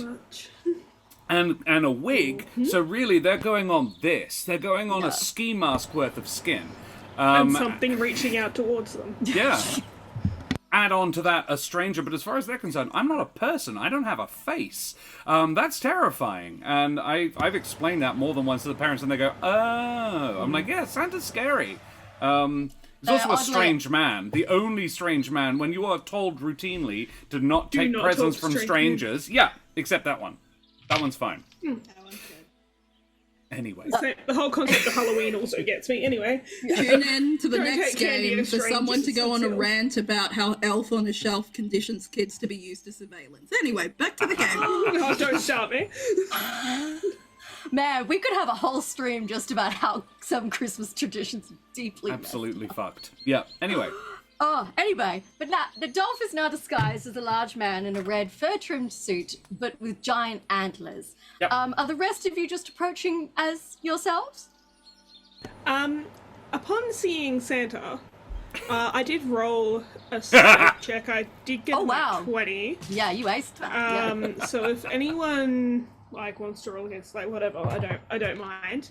But Mrs. Claus, the half orc, has snuck off into the trees and disappeared. My passive is not good enough to notice. Excellent. Not even close. You do feel a sharp slashing pain around your ankle. Oh! However, as a small white cat seems to have found her way back and is very cranky and has latched on teeth and all. Ah, there you are. I wondered where you'd gotten to. Ow. Hello, kitty. Yes. I'm just gonna stay here. So are you just approaching this settlement normally? Are you sneaking up on them? Are we just walking on in? I think just walking on in, but at this point, he's not questioning it too much because it's happened a couple of times, but he's giving the side eye of I don't know you to Dolph. As he's seeing a man he does not recognize, someone else who he'd just gotten used to has disappeared, and the cat is back with this strange person. He's just like, what's happening? But he's just quietly walking along. You're going to have even He's worse just, time when trying two to people pretend it's teleport okay. away. I've already got my cloak on, but I'll see if it's worth it adding stealth. 'Cause I can, Yeah, we're gonna have a little. let's see. Stealth check. Right, Wow, that is so bad. You do have advantage. I do. because You of have the advantage. clothes. advantage, Roll it so you can try that again. That's much better. Okay. All right. So Hello, you Okay. disappear into the shadows. I let go of Santa's Okay. ankle. well, just a pebble that if whoever looks away from it and they're like, wait, was that pebble? I feel like it was over. I feel like that rock was over. Maybe Look, not. there's You're loads a of rocks. weeping and- angel, but just a normal rock. Slowly You're like if a traveling. weeping angel was just a pebble. Yeah. All right. As you approach, you can hear this kind of high-pitched chatter. Sounds friendly, excited, and you can see more of a glow up ahead in the tree. There's some sort of concentrated area of light up ahead. But as you're getting quite close, the noise suddenly peters out and it goes very, very quiet. Mhm. Hello. I think this time going straight to Elvish as well. Weeping Hitler will pebble. call out and just sorry if we've interrupted. It stays very, very quiet.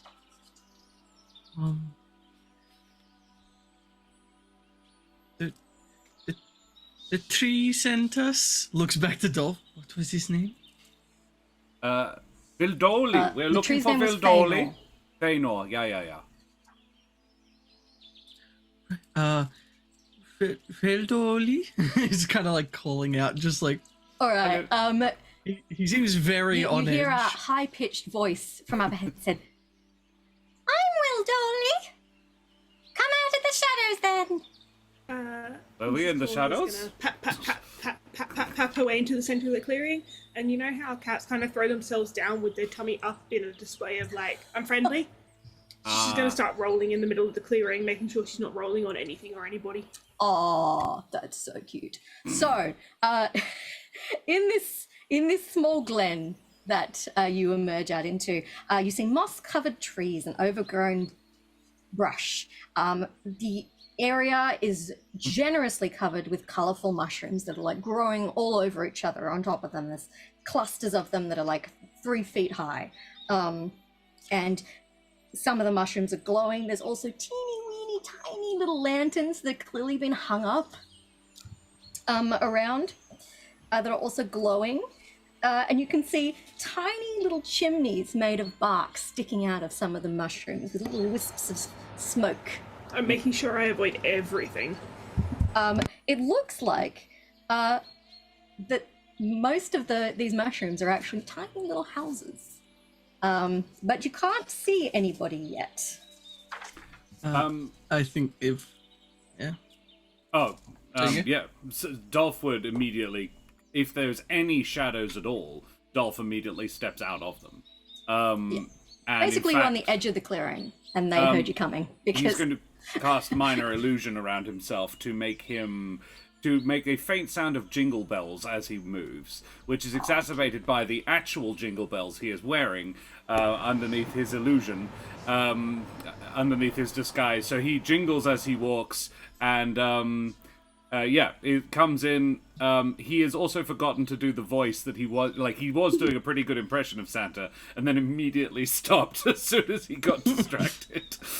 So he's gone back to Dolph. So it is Santa, but with Dolph's voice. And he makes a few lights like sparkle around himself as well with the illusion, and comes in. Hello, we are friendly. We are just looking to help.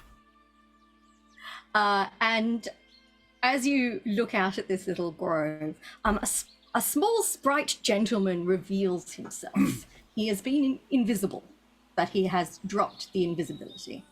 And he looks very scholarly. He's got, in proportion to his face, quite large glasses on, and little robes. And he's like peering at you through his spectacles. And he goes, "Greetings, big folk. I am Weedledolly. Welcome to Dewlight. You mentioned you had spoken with Feanor?" Yes, he mentioned his pool needed cleaning. Huh? I see. Yeah, we have come to clean the pool.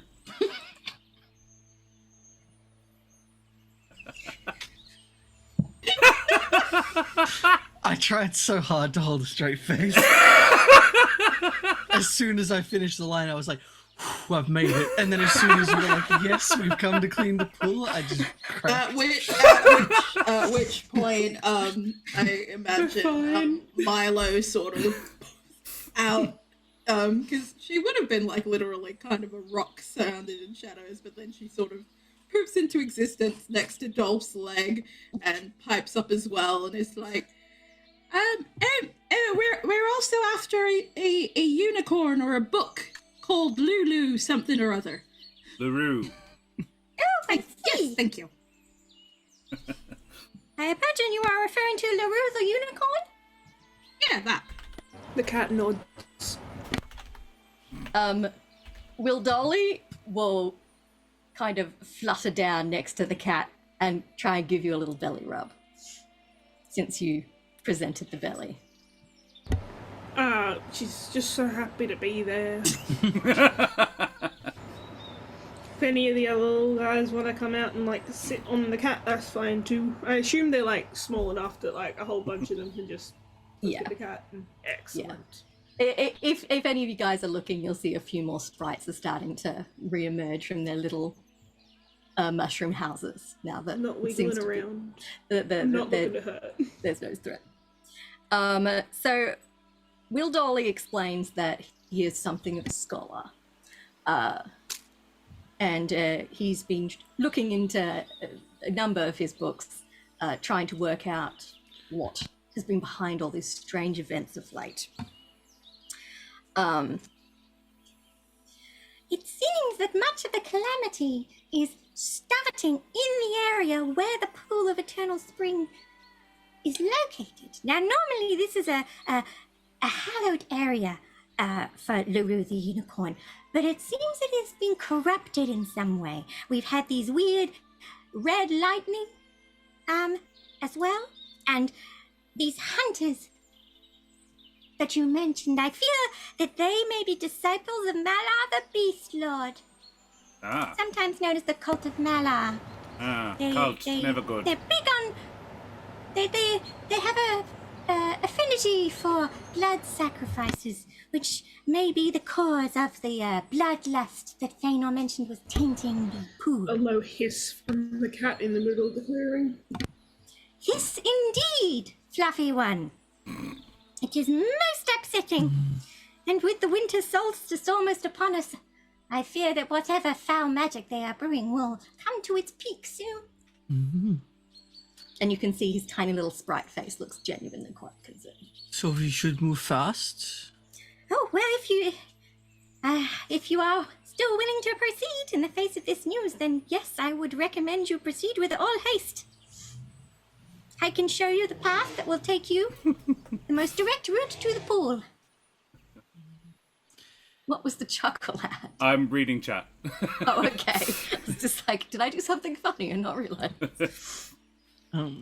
I do think that as that said, Havler will turn towards Dolph, looking like Santa, and just I don't know who you are, but if you're willing to help, I'll take their assistance. Havler, it's me. Dolph would turn to the sprites and say, "I'm about to change form. It's going to be a little. I wanted to look as nice and friendly as possible. All right." If a cat could laugh, it would. Dolph immediately switches back, and Elveth just says, "You see? Yeah." You are all very large. Oh, except for you down there, Pebble. Sorry. I'm sure you are impressive in your own way. And After Mrs. all, Claus, of course, size very does small. not dictate your worth, right? Right, fellow oh. sprites? And all the other sprites like, Yeah! An expectant little from the cat, like, excuse me, I'm little. Oh, yes. and you are beautiful. And you get another belly rub. I'm basking in this This shit. is accepted, yeah. So if I ever need to find Mrs. Claus, I know where I'm looking for her. Oh, thank you, fine sir, for your compliments. But you've offered some information on this pool that needs cleaning. But I wonder if there was anything that you could share with us about this Lulu the unicorn young lass. Well, she is a guardian of the forest. She's sometimes called the mistress of moonlight. Yes. Many have spoken on her disappearance. Is she related to the pool in any way? Well, it is a sacred space for her, and often people would, go there if they wanted to pray to her. But now you mention it, we have not seen her for some time, so yes, this corruption may have forced her out. We can only hope that she will return if the pool is cleansed.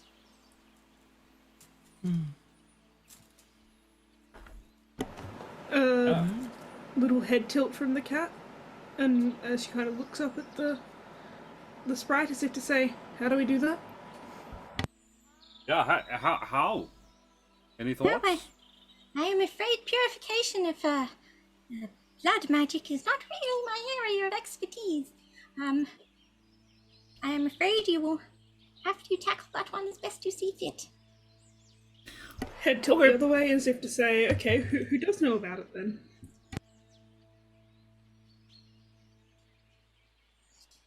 Is there anyone here we could ask about?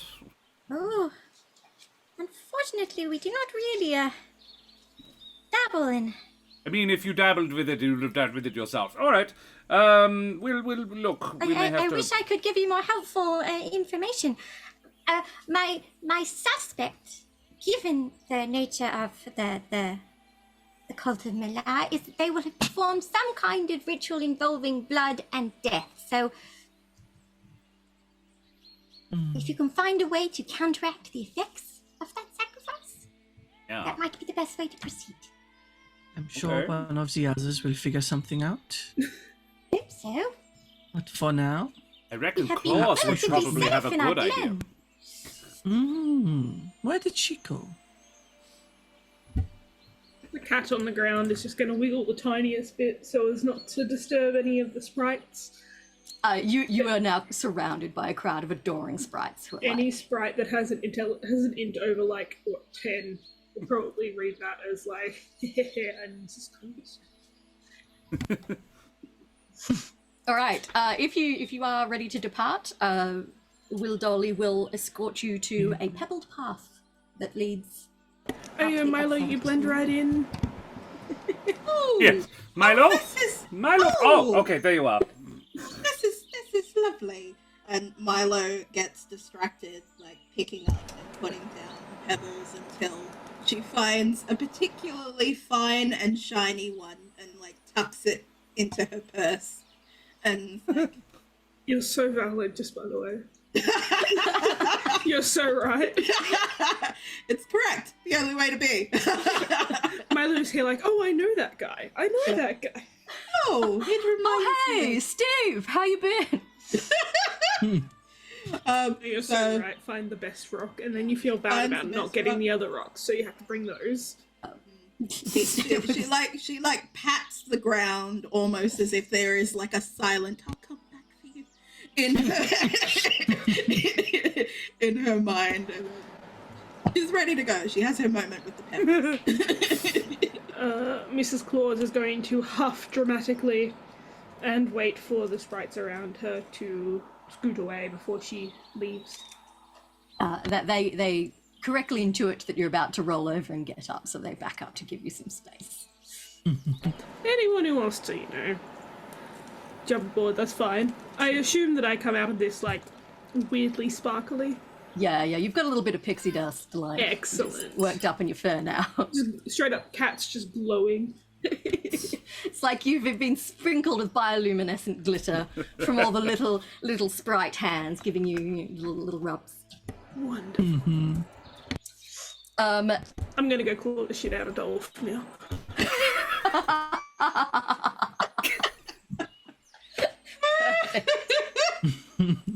I have a vendetta. Oh, This nein, Sprite, not like, the watching you Lederhosen. leave and Dolph's like, oh. And Dolph sort of gently but firmly extracts claws from his leg and then puts her up in his antlers. How far away is Hebler? Probably nearby, just walking. I'm gonna make that jump. Nothing bad's gonna happen, I'm sure. Yeah. From antlers to horns. Yeah, what's the worst that could happen? Well, since she's settled, Dolph, if you wouldn't mind, because if she's rolling along the pebbles, it'll turn into like a type situation where her brain will end up rattled. Yeah. So. Dolph picks up Milo. Excellent. You follow the pebbled path, and a crowd of sprites are waving at you as you depart into the forest. This so far has been a lovely day. We have spoken to so many lovely people. Well, it's about to get a little less lovely, unfortunately. Because as you proceed down this path, you see that all the little bioluminescence, all the little fireflies, the glowworms, the little mushrooms, they're disappearing. Like, it's getting quite dark. Mrs. Claus shakes and just all the bioluminescent glitter just out into the air and dissipates. Just Yeah. floofs. Cloud. And she's Sparkling not glitter. glowing anymore. The pebbles of the path does not last particularly long, and soon you are walking on a rough dirt path. And you're getting a little bit of a downward slope going as well. You're heading downhill, it's getting dark. I have dark vision, so I can see. Excellent. Hey.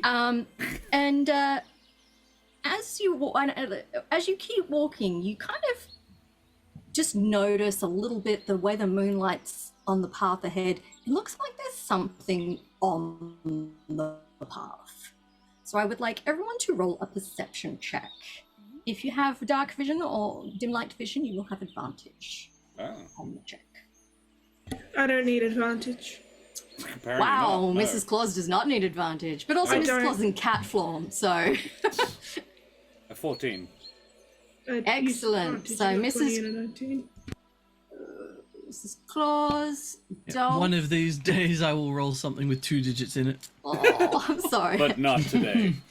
With a But plus not 2. today. Yeah. But not today. You do have a cat on your head, though, so you have a legitimate distraction. And the cat can see just fine. Having a chew.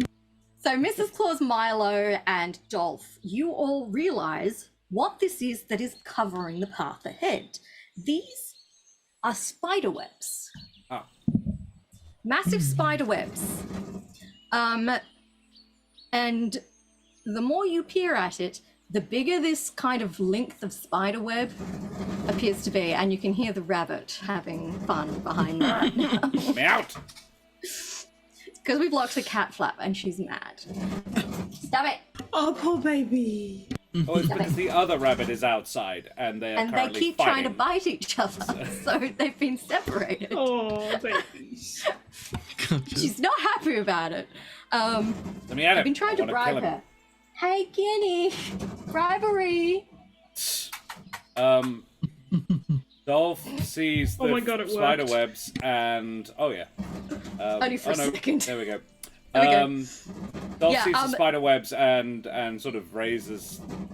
Sort of, I don't want to. Now, Spiders. the kind of whole spiderweb area, it's about 60 feet long and about 20 feet wide. And the spider webs actually extend slightly off the edge of the path, being caught up in the kind of the dense trees on either side of the path. Ah. So, so obviously this is classed as difficult terrain.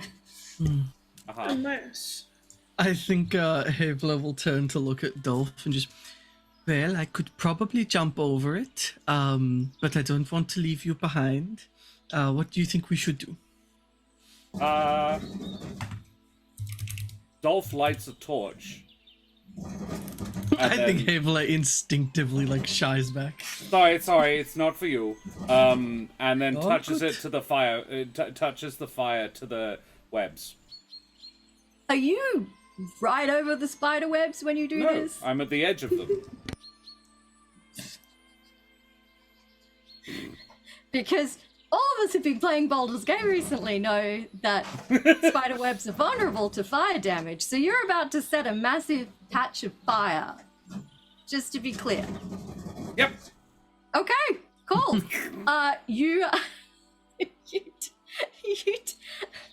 Wait, no. Dolph will do this. He will first. Dolph wants to. He doesn't want to start shit if he's got the torch lit and ready, and he says we could just avoid it, but I don't want to burn someone's web if they're just a nice spider, you know. But they might not be a nice spider. So let's talk. Where's Claus when you need her? She can talk to animals. A huffing noise as she steps out from behind a tree. I I think Havler sort of turns and suddenly feels the cat is and he's like, where'd she go? This is Oh, wonderful. lovely to see you again as always, Claus. As always. So there's potential large spiders, and we're guessing giant spiders, yeah? Yeah. And every spider is Probably. relatively giant at this size, but I take your meaning. True, Another true. speak with animals. Oh, Lowride has given an inspiration to the DM. Woohoo! Right. So Oh my Dolph goodness, would the like rabbits to drive me crazy. flick the spider webs just a little bit, just ding, like hello, That's like a great way ringing to a get doorbell. yourself eaten.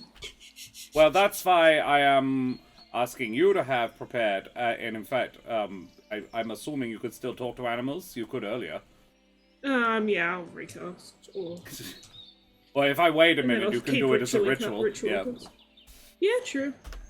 Yeah, no, I will ritual cast that. That will Okay. be a lot I'm easier. happy to wait. But alright. And as I do so, we skip forward. What's she doing? As we're just sitting waiting. And she's just slowly starting to glow from the toes up. And once it's finally cast, I assume there's a spider around here somewhere. Probably large one. I'm about to find out. Ding. And yeah, you set the webs vibrating. No. but- I don't. Yeah, vibrating, not on fire. Yeah. Yeah, you haven't set it on fire just yet. We were so close to having a massive thump there. The And then, forest fire, yeah, I was- casual That was- ecological damage, you That know. was why I restrained myself. It was fun, but 9. It's not what Dolph would do. Yeah, you can see like the movement rippling through this massive Hello. spider webs.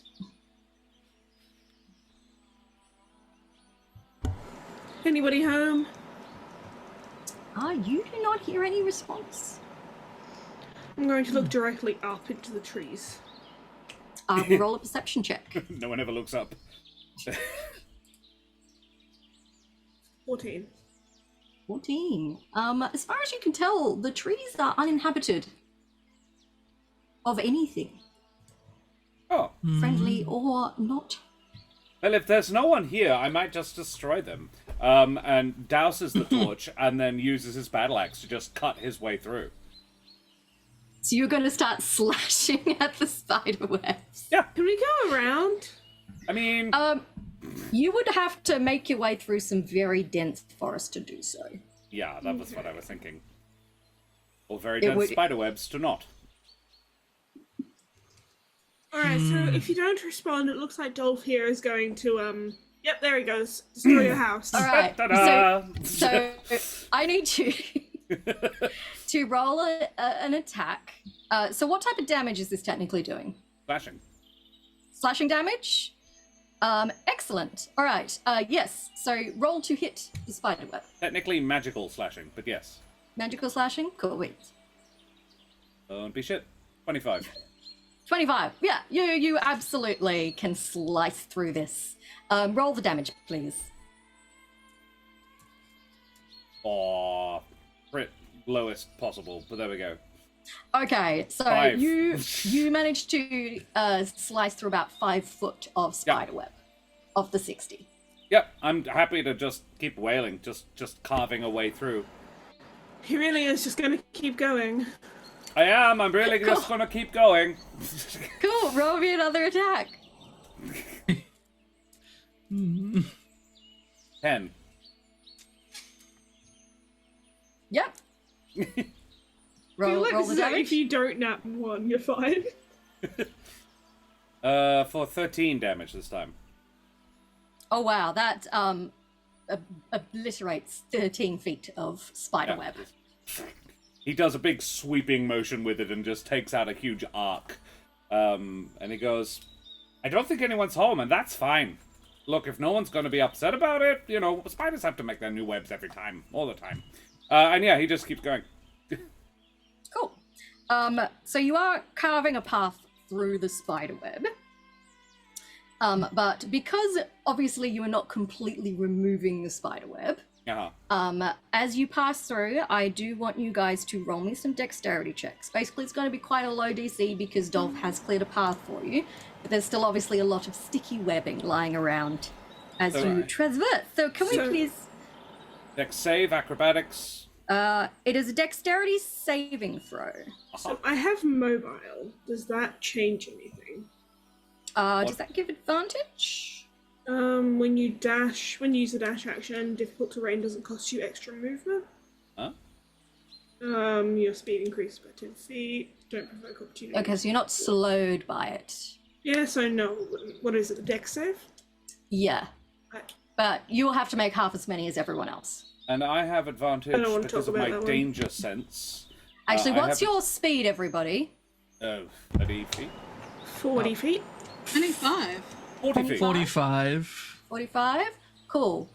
40. So, Dolph, you only have to make one check. Mrs. Claus, you only have to make one check because you're mobile.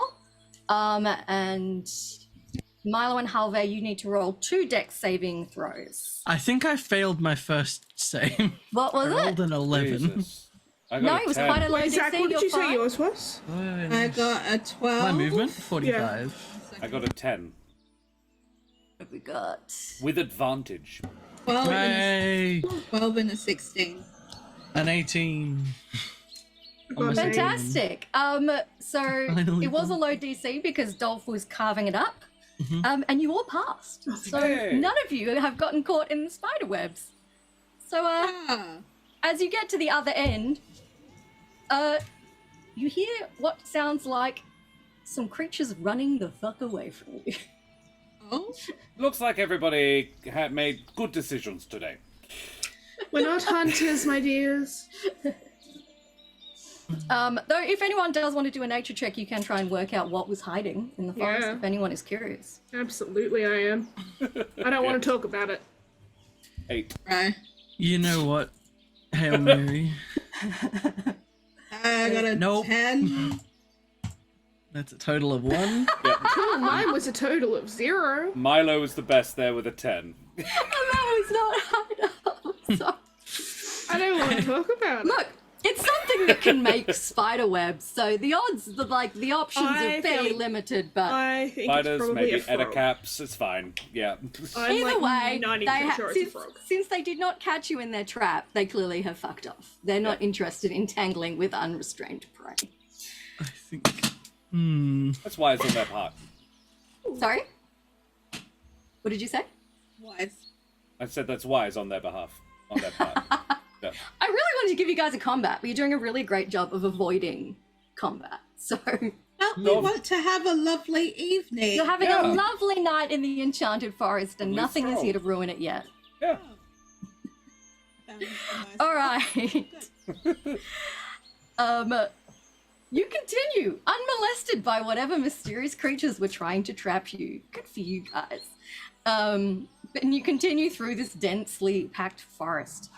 And you realize the path is starting to, you were heading more or less due north, but the path has started to veer off to the northwest.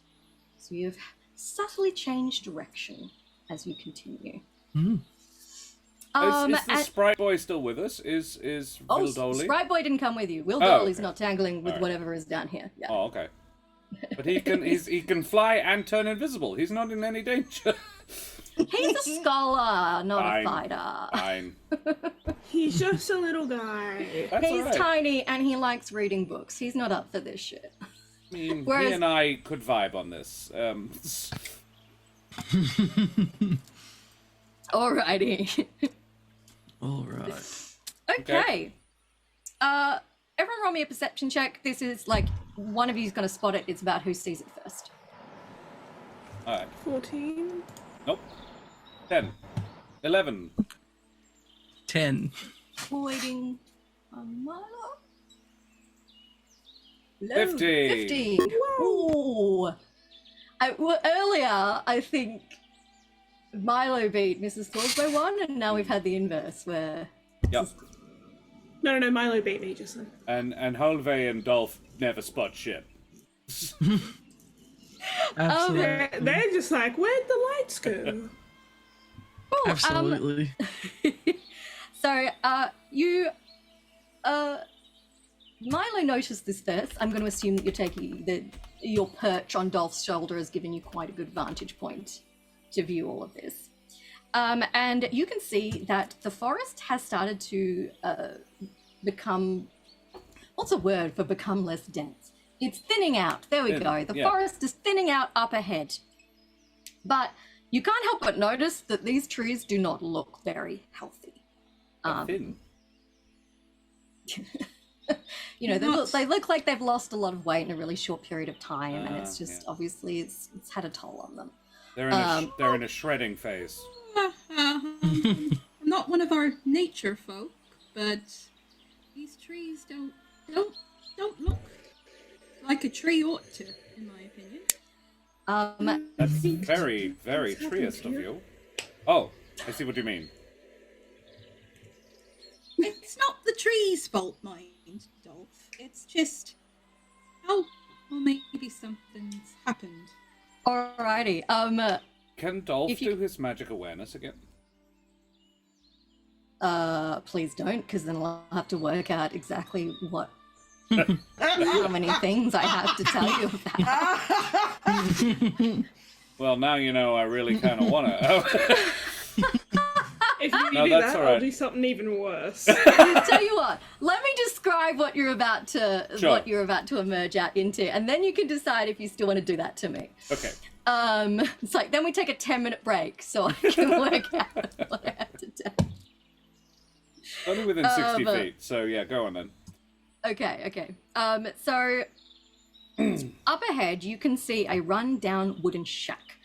A small wisp of smoke is rising from a rotted-out hole in the roof that's got quite a lot of fungus growing on it. South of the shack, you can see a low stone well, while east of the shack is a larger wooden structure that's quite overgrown with vines. Wait. Don't approach. This could be the hunters. Is the place made of gingerbread? No. Asking for a friend. I was tempted to make you roll a check for it, but I'm like, no, it's not a gingerbread house. Try it, find out. If Gavle Hevle puts like a hand up to one of his ears, can I see if I can hear anything sort of like coming from it that might indicate there's anyone there? Absolutely. Do you want to do perception with advantage? Because you have... I do, because I have heightened senses. You have heightened senses. Hell yeah. Ah, good stuff. 21. Hey! Wow, absolutely. The shack that had the little wisp of smoke coming out the roof, you can hear 3 voices inside the shack. You can hear one that's kind of doing a bit of an evil cackle sort of a deal. And you can hear 2 other voices that sound a bit more muffled, and they sound unhappy. There's some whimpers and some groans. I think, if he hears that, I think his brows will knot again, and he'll sort of take his hand back, and I can hear 3 inside. Sounds like one, no people. 1 sounds mean, and 2 sound upset. Well, why don't we ask those who would know the best? They were here after all. And Mrs. Claus is going to turn to the nearest little thicket of trees, lay her hand upon them and just say, so sorry to disturb you. It's not my intent. I was just wondering whether you could, let us know what was going on here. I'm gonna cast Speak with Plants. Quick question for my edification. How articulate are trees? You imbue plants within 30 feet of you with limited sentience and animation, giving them the ability to communicate with you and follow simple commands. You can question plants about events in the spell's area within the past day, gaining information about creatures that have passed, weather, and other circumstances. Yeah, cool. I've always understood it as like they're relatively... Sorry. There you go. No, like there's other few things, but I don't think they're relevant, is what I meant. Okay. The nearest tree, the first thing you hear from it is kind of like a pained groan. It's like... What's your dolphin? And sorry, could you repeat the question for me? I can't hear You can't hear anyone?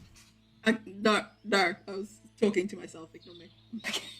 Sorry, what was the question, Jess?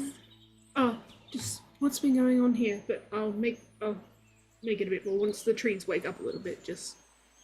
And this nearest tree to you goes, "Evil woman. Evil woman? She has poisoned us. When? She's taken two prisoners." Two prisoners? Is that what you said? Yes, she's taken two prisoners. How? What? I'm gonna relay that to the rest of the party. Just the tree Is the said woman she's in got the- some prisoners. Woman in the sack. The shack. Sure, Gonna Sure, be I in feel the like she's sack gonna end up soon. in a sack. You know That's my where other she packed went? weapon. Packed weapon. Hate this. Sack.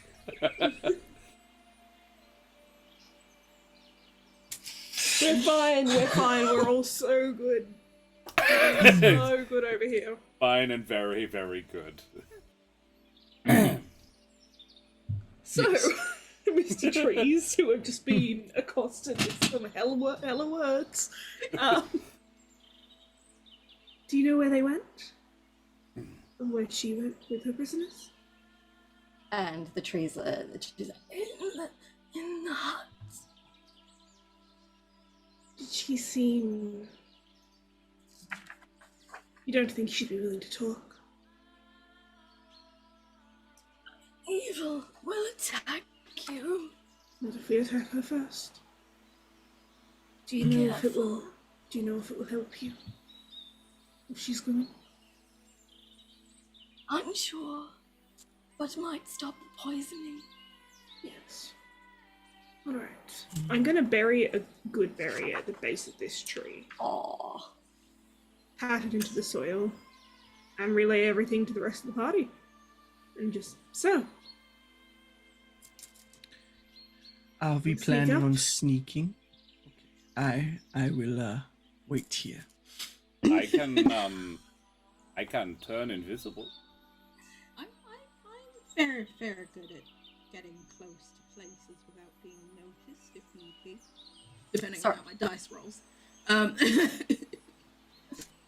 So we I are am, planning however- to sneak I am, up. however, aware that we are coming close to the end of the session.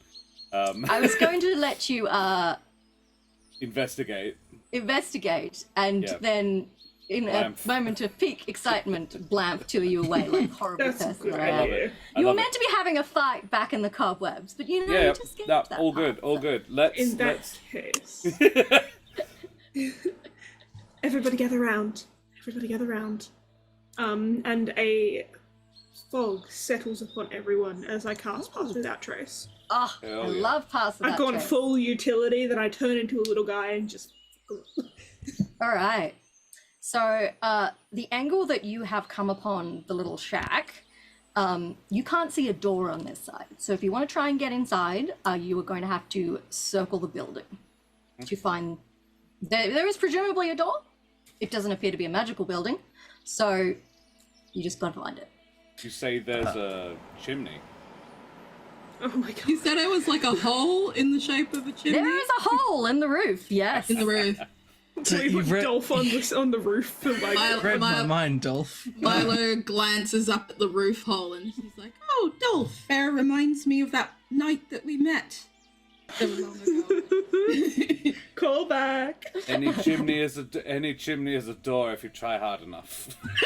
Okay, here's an idea. We put Dolph and Hevlet on the roof. Yeah. Milo sneaks in, stabs her in the back Oh, as hard as he can. So, wow. Heaven I is... depending on her size, I may only be able to slash the back of her knees. But Cut her Achilles tendon, it'll be I'll do fine. my best.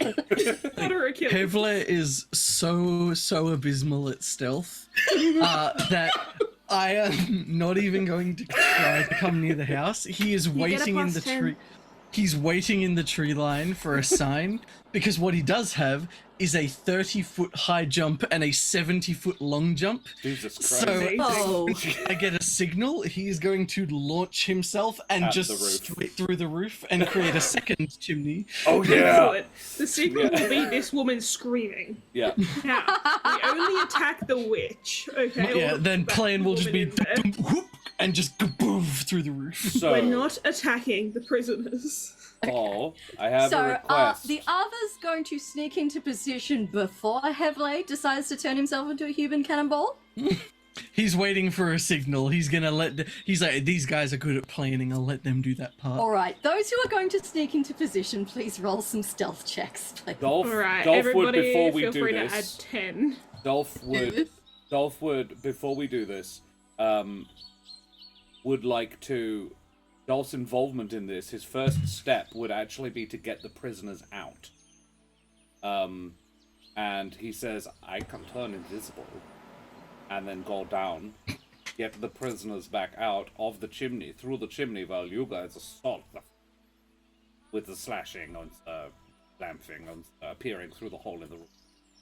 I'm just going to point this out that from what Hevle heard, it sounded like there was interaction. Ah, so they Between- were chatting. Oh, but she So said we prisoners. assault her, and then you jump through the... We're safe. Okay, no, let's all go together. It'll be more fun that way. So yeah, But stealth I checks, could- please. Okay, I can't Stealth cast. check. 10 for everybody. Plus 10. Okay. Everyone plus 10. 29. Oh, that was sleight of hand. It's the same. 32. 4. Damn. Dolph, you 14. can thank Mrs. Claus for you not failing that. I can Yeah, use. I can because- inspiration. No, It'd be a like, 14. 14. 14 Yeah. is what you needed. Okay. And because of Mrs. Claus, Yeah. you got 14. So you get into position completely undetected. Can I just do a really dumb one? Sure. Where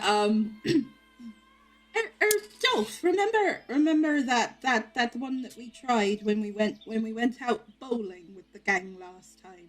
I know this isn't exactly the proper moment, but maybe we could try it to get around the building real quick, like, because I move a little slow on my own feet. Yeah. And so she lamps herself into a ball, and then Dolph, it is dealer's choice whether you bowl or you whack with your weapon. Definitely To bowling. curve around. Yeah. To get a Dolph. coin. Dolph has deer hands as well, so his fingers are not thin. But he does figure out like the sort of the finger situation, or like on bowling balls, it's the 3 holes. Yeah, yeah, and he sort of lines up and properly bowls you You're like a around the side. Around and the side of the building. It's like, yeah, oh my god, we were definitely cheating at bowling. We were definitely, it was a bowling tournament, and Dolph scored a perfect game on we were gambling, and Dolph scored a perfect game, and we split the winnings, because Milo Exactly. was his ball. Yes, And Milo 100%, can yes. steer Yes. You can't lose the Yes. game when the ball goes like this at the very when end. the ball helps you. Tilt itself left. It's like, Sticks oh it no, out you only got now. 9 out of 10, and then the ball Throws the itself top just down. knocks one down. Just lean slightly to the left and knocks Oh, over the last pin. I almost want to just add a bowling alley. So Yeah. but you two are about to. Never mind. You have What? all snuck into position. So just Yep. to be clear, Dolph, you were on the roof. Yep, Yep. I Milo, guess and so. Milo and Mrs. Claus, you have gone around to the other side where the door is. Yep. Yep. And Havlet is waiting. At the tree line to Leap bomb through through the the roof. Hear me out. I'm gonna cover the door. If I go in real loud, she won't notice Milo directly behind me being so sneaky. So I'm gonna be like, surprise, and then Milo's gonna be like, eh. Milo, I presumes it's a kind of go high and go low maneuver that they're gonna Exactly. attempt together. There's Yeah. strategy here. I Exactly. like it. Though I Dolph feel or not. obliged to point out that Dolph, now you're on the roof. You can actually look through the hole in the roof if you want to suss out. Dolph does that. Yeah, cool. The inside of the shack is in a terrible state of disrepair. The only contents of note are a ramshackle bed, a scratched-up table, a warped wooden shelf with several containers on it, and a fireplace with wooden spoons and ladles hanging from hooks above it. To your left, 2 figures are bound and gagged on the floor, while a blue-skinned hag looms over them. The captives appear to be dryads. And there's no one else in here. The dryads were the ones talking back. Yep, the 2 dryads are whimpering and groaning on the floor, and the hag is cackling as she kind of torments them with one of her claws. Yep. Cool. Dolph,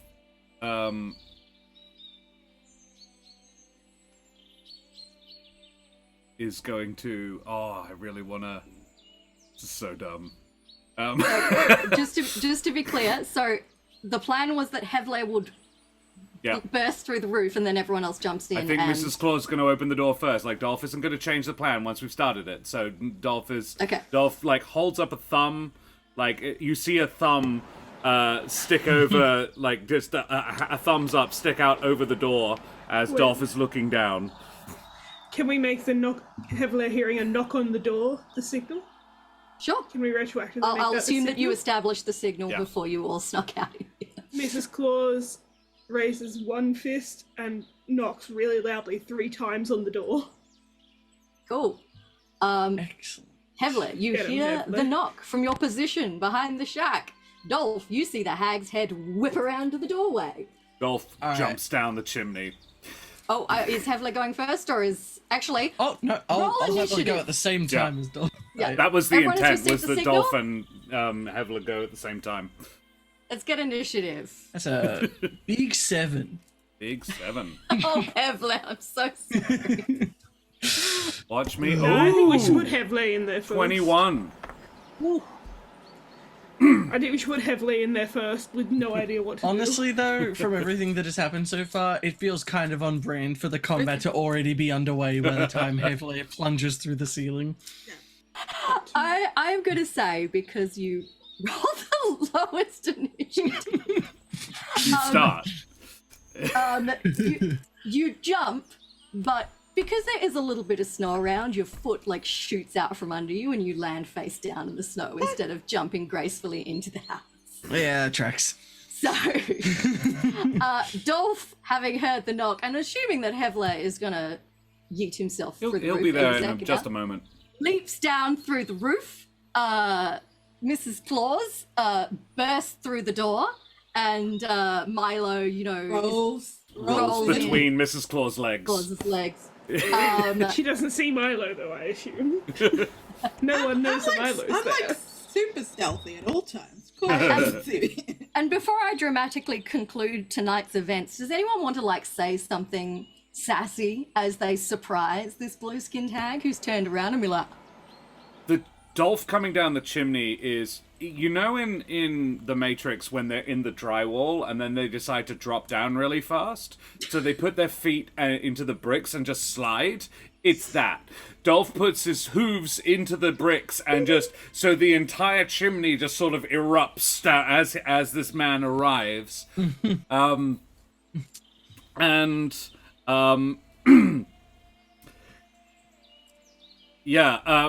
Was there a fire lit in the fireplace?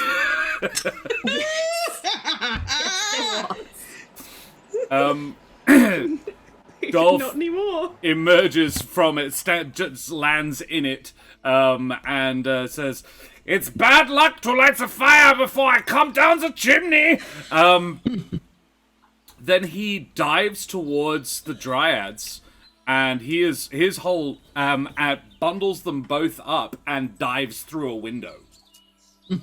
Yes. I imagine the hag is experiencing hella sensory overload. but anyway, so Milo using the distraction of the very large Dolph and Claus simultaneously. I'm not entirely sure what Claus yelled when she burst through the door, but I'm sure it was very impressive and we'll hear Oh, soon. nothing. She just burst the door Burst open through the and door. looked at her, and then watched that happen. further maneuver, Milo blamps herself into ball shape and barrel rolls in between Claus's legs, and brings out with one of her little short swords equipped and says a very bright and chirpy hiya to the hag before immediately lunging forward and slashing at one of her legs. At pretty much the exact same moment as Dolph flies out the window, those two and actions pretty much Yeah. happen at the Boom. exact same time. And Mrs. Claus is just gonna, well, now that they're out of the way, and dust her hands off and ready a spell. And I Excellent. think Hevel is not close enough to deliver a line, but from the behind the back wall, difficult over the commotion, but there'd just be a faint kind of dum dum dum poof as he hits the floor, and then doof doof as he gets back up and tries to take off again for another jump. My brain's just hearing, like, from above, just hearing cowabunga, like Ninja Turtle style. In my head, this is Dolph has gone down, destroyed the chimney, and then jumped through the wall. At almost exactly the same time as Helvler has jumped through the wall in a different place, and there is a Dolph-shaped hole and a Hevler-shaped hole right next to each other at the same time. He's fully failed his first run up and just face planted in the snow outside, and is now picking up speed to try his best to just jump. And I think you would just hear, like, not even words, just like a loud just yelling before, like, no particular weak point or window or anything, just straight through a random part in the thatch roof, just boom. New chimney.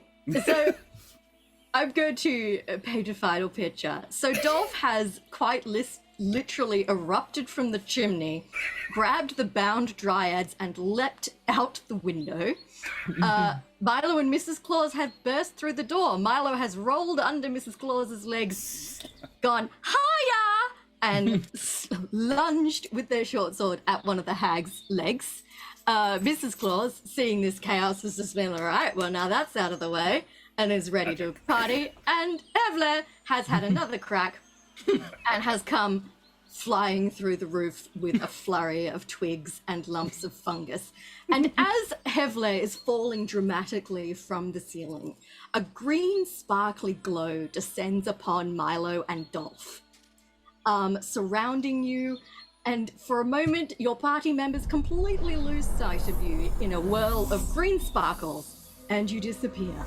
The two dryads landing in the snow outside, no longer cushioned by Dolph the Red-Nosed Reindeer. And we will leave it there, and we will pick back up our battle with the hag tomorrow night. Excellent. When we will be joined by, who will we be joined by, Josh? You have the spreadsheet. Who's the wonderful Soteris and Josh the Devon Knight excellent. will be joining us. From Awesome. Rolling Together. Excellent. So Mrs. Claus and Hevler will continue their battle with new companions tomorrow night. Chimney. Same time, same place. And see if they can get one step closer to solving the mystery of the blooded spring. And Cool. Lulu LaRue. You're very welcome. You're very welcome, Bazhat. Yes, thank you so much for joining us. And before we go, I would like to. We'll try and keep it tight because we've just run over the 3 hours, but only just. So we'll quickly do something we love to do here on our channel. We nicked it from the dreaded GM because it's just too much fun, and it is favorite moments. So we go around and we basically talk about our favorite bits of the session tonight, because being creative is hard and getting positive feedback is really, really nice. And also it's Christmas, so we should be nice to each other and say nice things. So we're going to roll a very unconventional D5 in chat. Exclamation mark, roll space, the number 5. I am number 1, and then it is 2 through 5 from Malaika to Josh across the top. And that will be the order we flattered each other in. And Tony we got a 4, Tony got a 4. 1. So it'll be Jess, then Karen. Jess, Mrs. Claus, who would like to say something nice about Jess and Mrs. Claus? And obviously, chat, you can absolutely jump in and say your favorite.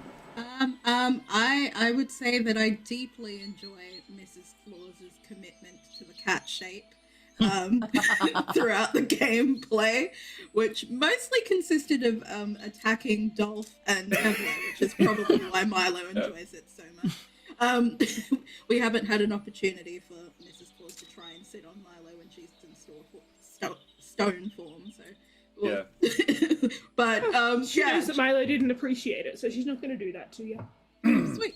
But yeah, just the amount of like batting things away and attacking people's ankles was deeply entertaining. Why, thank you. Absolutely. I really loved a lot of the like.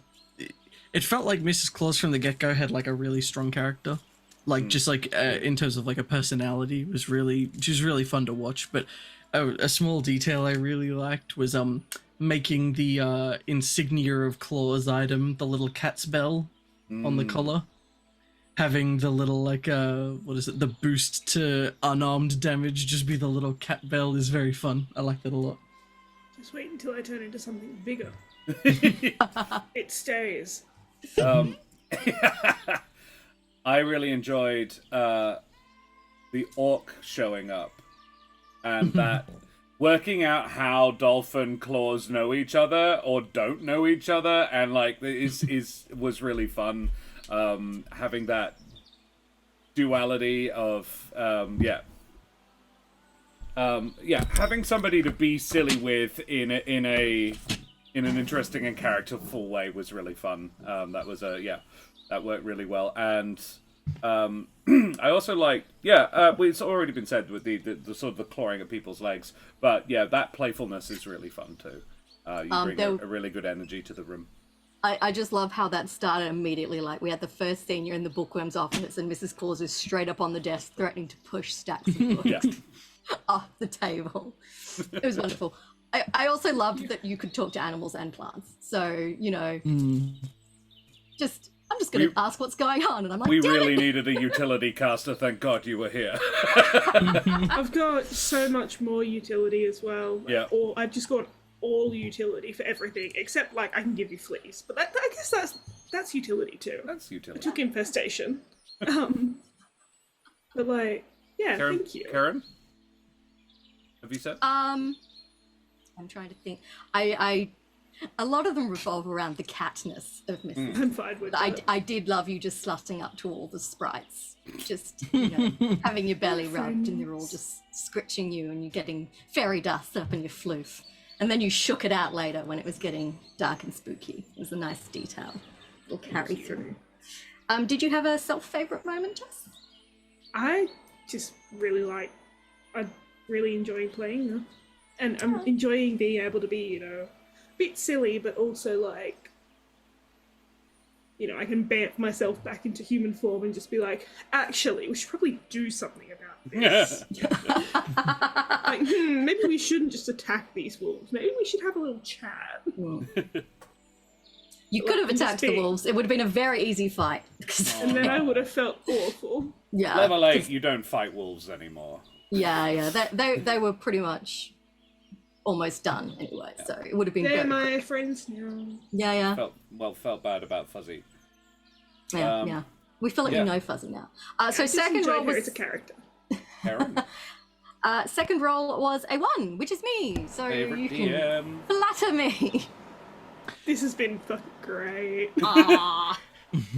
Absolutely, this is great a lot of fun. I think That. you go actually. You were called to make a lot of voices today. You were called upon to do a lot of silly voices. And yeah, as every DM knows, playing lots of different NPCs is difficult. And you were called upon to make up a couple of voices that you weren't expecting to make up either. Your plant voice particularly was really interesting. I was like, oh, it's sick, oh. Yeah, that was really quite affecting, and I now want to really, like, my primary motivation here isn't fuck LaRue, I want to help the plants. Yeah, that was quite affecting for me, and I really liked it. I really liked how you managed to keep us more or less on track, especially towards the beginning, because we had a party full of like we basically had like an extremely curious rogue, 2 people with skulls thicker than their biceps, and then a non-verbal cat.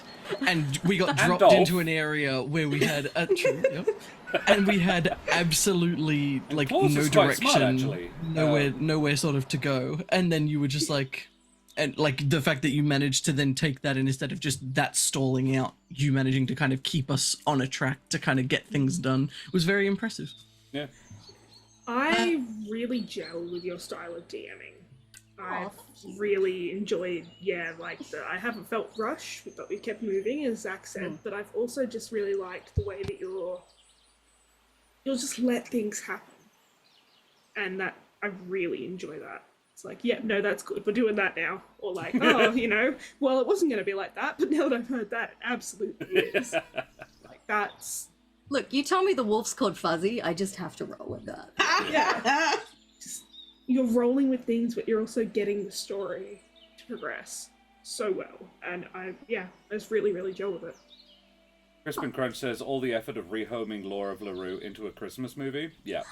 And sorry, I think I cut you off. Was that everyone? I have to say a thing. No, I Jess kind of took mine, but I agree. Sorry. No, it's not to apologize. It's just how good, like, your yes-anding and your improvising with this gameplay has been excellent. If I have to single out a particular character, I very much did enjoy the Drunken Satyrs, who kind of didn't realize exactly how much danger they were in. They're just kind of rolling and having a party vibe, whereas everyone's like, we got these half-dead wolves and there's red lightning in the sky, but they're just like, woo! Yeah. We've got flasks of wine. It's like, we don't have weapons, we just got wine. Hilariously, if you'd ended up in a combat with those satyrs, the satyrs were not carrying weapons, so they would have just had unarmed blows. Oh. Improvised weapon strike with wineskin. They would have been screwed. Laurite says, I didn't get to catch a lot of this game, but one moment that stands out for me was confused hag noises.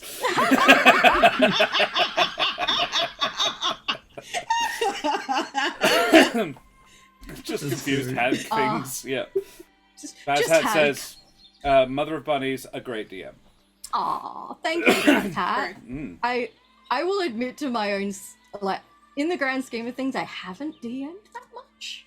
Like, I've done, like, I feel much more comfortable with it now than I did when I first did it. But really, in the grand scheme of things, I play way more than I DM. So yeah. I'm always a little worried that I'm not doing a good job. So thank you, guys. I feel very loved and appreciated. So you should. Favorite self? Did you favorite self? I love you guys just flawlessly dodging the spiderweb trap / I was just like, there must be a way for me to catch them in the trap. Nope. You slippery bastards just went right through it. I'm like, okay, I guess we're getting to the hag tonight. Because I saw your eyes light up and was like, is Dolph going to set the thing on fire? I was just like, would he? Yeah. Dolph causes ecological Only you damage. can prevent forest fires. As a party of Australians, forest fires, bad. Very bad. They're bad. Excellent. Thank you. All I right. feel very flattered. Can we get another... D3 in chat. A D3, yes. Exclamation mark, roll space the number 3. Bazhat, if you wouldn't mind. Aw, you're a pro. Cheers, Bazhat. I do have a lot of experience talking crap. Only gets a 2. That's a 2. Halve. Would you be Hevle? Hevle. The second you told me about the inspiration for this character, I was over the moon. I love that stupid goat. And I think you've done him such justice already. Thank you. It's like the little parts that really stuck with me were the little comments that you were making about the fire. Just kind of, they were just little ones sprinkled all through the session. It just made me start thinking again, oh, wait a minute. Yeah. No, they do set that goat on fire most years, yeah. The moment when you, like, made a fist and, like, crunched your knuckles and engage that little. I can't remember what was it exactly that you said what it was, and I can't remember now. Oh, it's his Crimson Right. Crimson Right, that's it. Yeah. Your description of how that happened and the bark splitting was really visceral. I really liked that. Thank you. That is actually the first blood hunter we've ever had on Corsair's Cove. Wow. We've never had a blood hunter before. Yeah. And ironic, since you wouldn't have blood since you made it. Yes, and indeed. this world is technically canonic with Humblewood as well, weirdly, in a sort of semi-pseudo canon, because Tale and Dolph have crossed the streams a couple of times.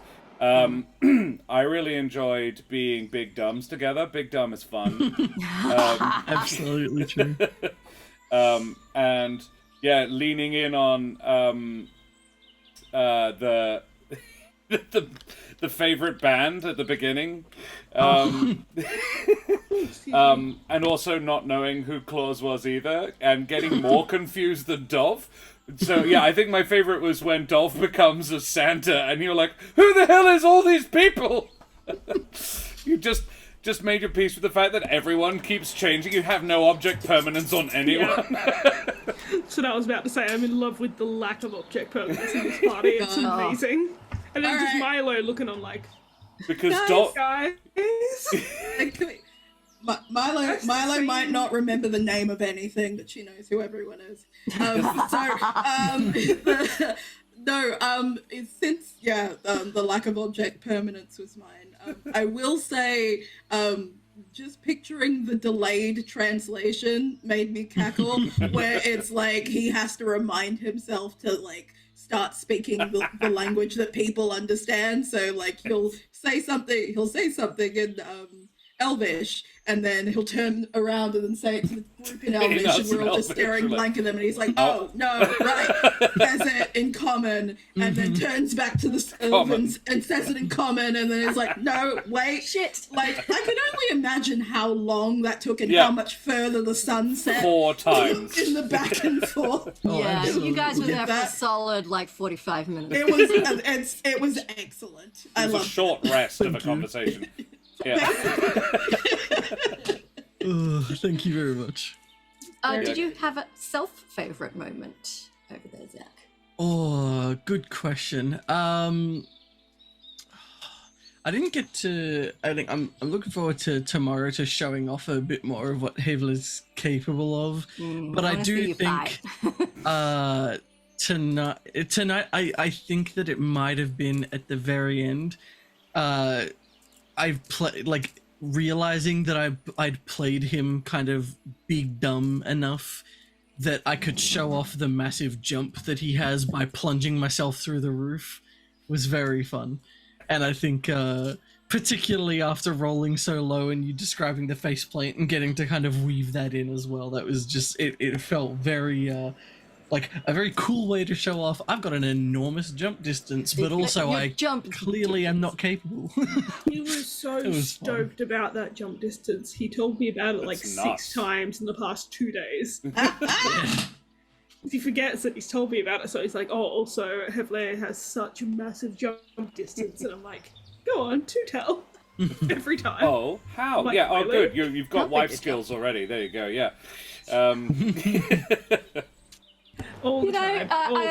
I imagine the glee was similar to me realizing I could blow things up in Baldur's Gate by throwing barrels of smoke powder around. Yeah. Oh, My so favorite many Baldur's Gate explosions. tactic is still the one where you just get the druid up onto a high place and drop him on the enemy. LA need to get that game. Yeah.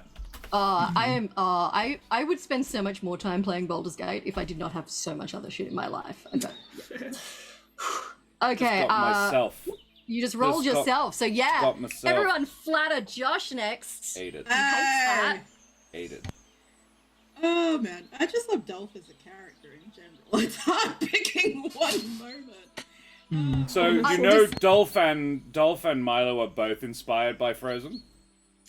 Are we really? Yeah. Dolph's character was based on the Swedish on the dude who runs the shop. Hello, family.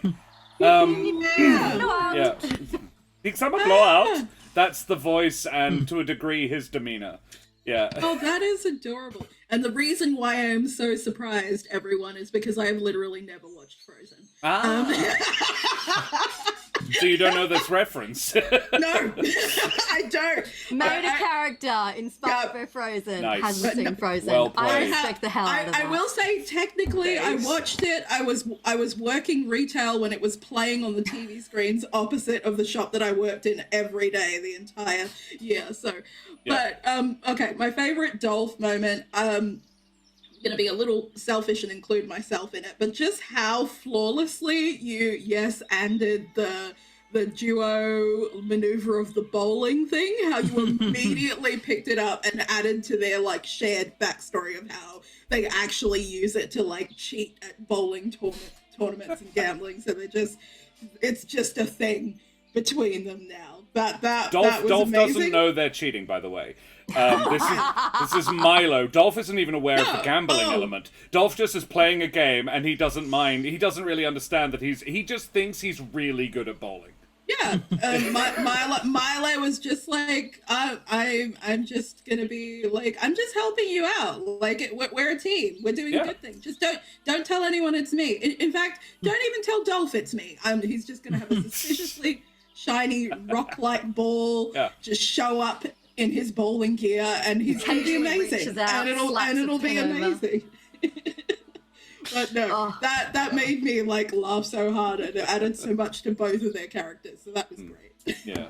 I loved that Dolph's plan to be less intimidating was to turn himself into an enormous man in a red suit. And then get the crap bit out of him. Yeah. Just get clawed a little. That was excellent.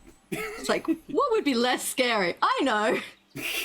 I know, scariest thing Well, of all time. Santa is not scary at all, as far as Dolph is concerned. There are yeah. a lot of children that would Oh, disagree I with know, that. I know, As exactly. Patron. That rant is the second favorite moment. You should have said with your Even patron. though that's a Josh moment and not a Dolph moment, but I should have known the bunch of like, what is it, ADHD or ADHD people, that if I just dropped the line about kids being scared of Santa, we were going to get completely sidetracked. ADHD is a hell of a drug. I prefer the term mutation is neurospicy. That's fun. I'm just, look. I hate to call it back to the very end of the session. Like, there are a whole hell of a lot of parts, and I just love that. Something about you, arms and legs out, scooting down the chimney, grabbing two guys and bailing out a window. Diving out a window. Something about that that's just so good. And 'Cause part of me was like, I can that's too Misty much step. for one movement in combat. But I just couldn't bring myself to stop you. It's just so good.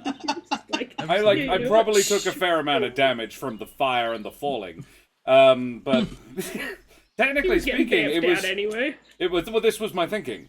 It was. I imagine it's an action to pick the guys up and then movement to jump out the window. Yeah. I hear dash, grapple, go.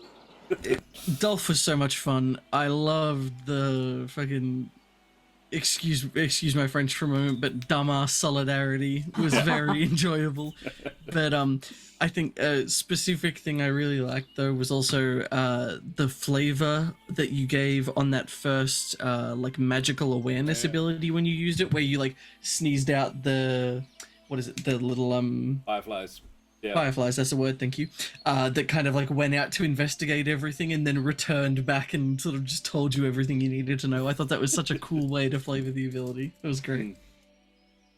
Yeah, it's not one he's ever had before either. He's not. He hasn't been a. He's only just gotten that level. So yeah, he's 5 and 3 Barb Warlock. Yeah. Yes. Cool. Did you do a self one? I yet, haven't Josh? yet. I think the favorite self. Yeah, it's got to be destroying the chimney on the way down. It might even be the phrase "anything's a chimney if you try hard enough." Or any door is a chimney if you try hard. A chimney is a door if you try hard enough. Yeah.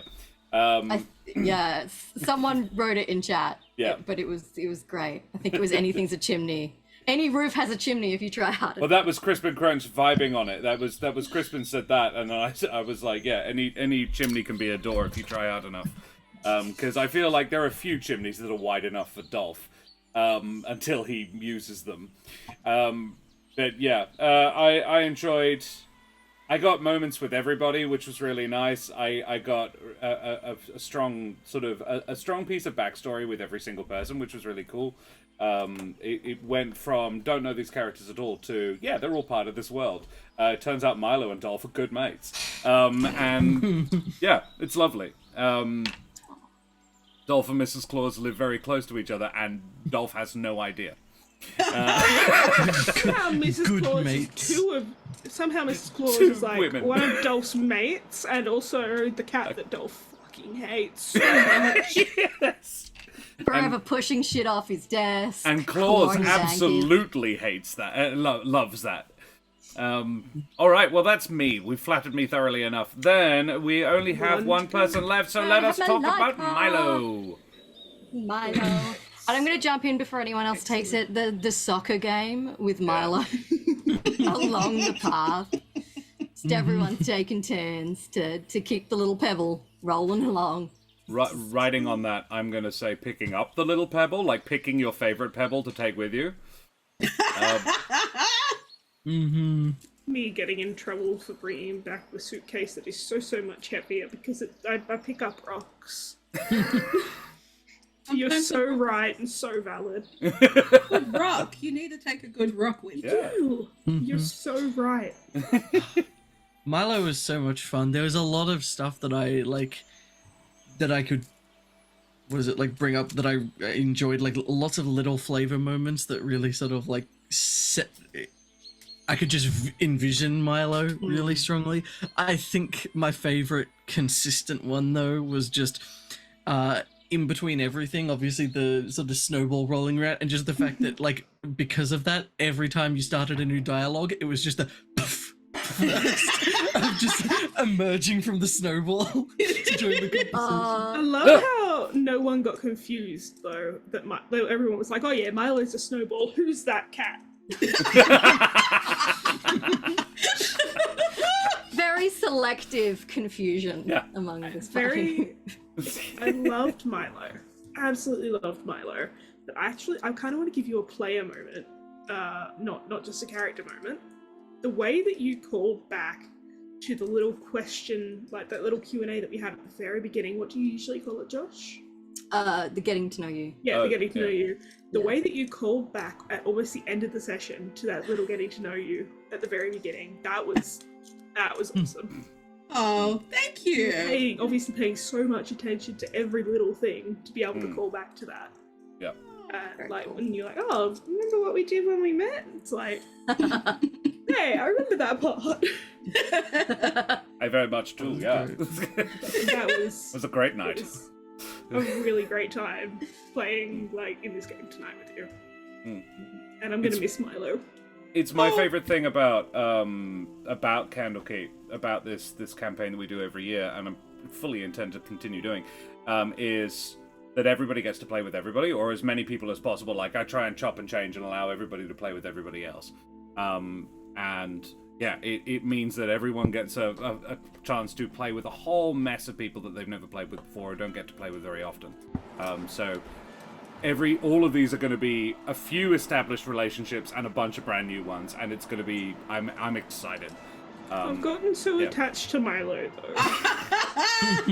We'll have to check if you two are reunited at some point. We've got a I don't think you are. We've got a hobgoblin joining us and Hjort Horncaller. So we're going to replace Dolph with a different reindeer. It's gonna land in the snow outside with two very confused and upset dryads. Wait. You're not getting away without a favourite self moment though. Yes, No. favorite self. Me. Oh, I don't even know. Oh, damn it. Got him. What? I don't know. It was fun to create someone from scratch. I feel like I've had a lot of help with Josh for most of the other ones that I've created. You did Ariel on your own. Did I? I've already forgotten. I think I went in and optimized her stats for you, but otherwise. No, in terms of like just coming to terms with like creating the character and making her a little bit funny and have her antics. It was just fun to play, especially playing small with a bunch of talls, although one of them is sometimes small, sometimes tall. Oh, can I pull a specific moment? I think just because of how silly it was, the second you were like, oh, they're going to be traveling, and I was like, oh, well, Milo's tiny compared to everyone else. How can I make her more efficient? So the fact that, like, it popped into my head to ask, are we going uphill or are we going downhill? Which started the whole damn... Good attention to the surroundings. Yeah. Yeah. So that's probably it. Because it started the whole bit. Yeah. Absolutely. I did have a Milo second. was the only one who had any idea. Just full stop, but also about Mrs. Claus actually just being, the same individual. Oh, if I can sneak in a second, the name of the book, because I genuinely forgot what it was. I just started calling it, by the end it was like, Lulu the unicorn or something. And then I was like, knew. That's it. I'll just call it whatever I remember it to be. It made me think of the first ever Thor movie where no one can pronounce Mjolnir. Mjolnir? Yeah. Meow, meow. Meow, meow. Meow, meow. Meow, meow. Sorry, Josh, I didn't mean to cut you off before. No, it's all good. I also really like the idea that that's what a troll, a stone gnome looks like. A rock gnome. Because a rock gnome, canonically in D&D, a rock gnome is just a little person with, stony, grey skin, basically. Whereas I love that's it's a bunch of pebbles all together. I'm like, yes, absolutely. And there is another gnome in this campaign as well. There is an auto gnome, which will be being played by Ardana, and I'm just checking to see if we're going to have the two gnomes together. We are. In the second last game of the season, on the 21st of December, we have, we will have Ardana and Malaika together. So that's going to be fun. Excellent. Cousin! Robo Gnome and Rock Gnome. Sounds like a band. And David Byron Hicks, thank you very much for the follow, you bloody champion. Avast, matey, you wee scallywag. My notes wouldn't get words out there. Speaking of Ardana, I got it worked. I couldn't pronounce of Ardana for some reason. Ardana was like, no, would magic stone or catapult work on Milo? I mean, they are a magic stone. It's like this is when you describe it comedically to the DM and they go, I'll allow it. I think catapult probably, I don't know, because Milo, rock gnome's probably weigh more than 10 pounds. And catapult is maxed out on the weight. So probably not. Also, that would be very bad for Milo, I imagine. Yeah. That's a lot of falling damage. The landing would likely be unpleasant. Yeah. I mean, there was the whole thing. I was playing a grung in another campaign, and the whole thing was going to be that I was going to be picked up and chucked at the giant or something, and just like poison. Would have been fine. I don't know what you're talking about. We can throw the rock gnome. So 2 years ago, before we did Candlekeep, we had just a single Christmas special, which was the search for Santa's missing sack, and we had the wonderful Josh Lang come on, played a grung who just liked hugging people. Was his whole thing, and he just hugged and we had a lich that was the Grinch, so it was a glitch. He just hugged the glitch into submission. Yeah, they made me put on a long sleeve t-shirt after a while. Baby metal with 3 aging white men as backing dancers. That was pretty good. Yeah, that was fun. Yes, Scandinavian men, I believe, as well. Yeah, Scandi men. Yeah. All right. Well, we should go away from here now. We should. So let us whip around really quickly so you guys can remind everybody who you are, where you came from, where we can find you, and then we will find somebody to raid. So let us start with the lovely Malaika Moon. Who are you? Hello, I am Malaika Moon. I am a singer, burlesque performer, all about stage gremlin, doing all kinds of fun things If you're located in Perth, I will be at the Ellington Jazz Club on Friday as part of the cast of Queer Piano Bar. So if you're into a good gay time, make sure to come along. Thank you so much for having me here 1 year later, Josh. I appreciate it. Hell yeah. You are always welcome, my dear. Zach, how the heck are you? Hi, I'm Zach, as mentioned, aka the Renegade Chicken. I will be back tomorrow night for the next slot of this game to play more heavily. Very exciting. And otherwise, we'll hopefully just be around to play more stuff. And I've got a couple of little Humblewood homebrew things that were inspired by our last session that I'm working on, so I may post those in the Discord when they're done. Please do. Wonderful. Oh yeah. The wonderful Jess. Hello, hello. I'm Jess. You can find me here tomorrow night playing Mrs. Claus once again, probably tearing up some poor soul's ankles. And yeah, no, that's about it. I'm just keen as a bean to play again, and thank you guys so much for having me. I haven't been on a stream in a while, and it's been fun. Thank you so much for joining us. Very hecking welcome, all three of you. And Josh. And Madame et Monsieur, Dame und Herren, and beings of indeterminate gender and persuasion, I be Josh the Pirate. Find me here on my channel Corsair's Cove, where I play D&D and sometimes DM, but not tonight. With me, lovely wife Karen, the mother of Bunnies, and all my splendid friends. And yeah, this is the thing that we're doing now for the next 3 weeks. This is basically it. Candlekeep Christmas will be back tomorrow evening, same bat time, same bat channel, and every basically Monday, Tuesday, Thursday, Friday until Christmas. Deal with it. It's happening. We have 3 amazing other DMs. Well, 2 amazing other DMs and me. To come along and DM for us. The wonderful Laurite Ardana herself will be joining us for the 3rd game. I'm DMing the 2nd, and Daria, surname redacted, is back for the 4th game to finish off our wonderful Candlekeep Christmas this year. Daria was going to join us tomorrow evening, but unfortunately has the co of the vid, so is out for the next little minute, but hopefully they will recover, so please send them all the good vibes.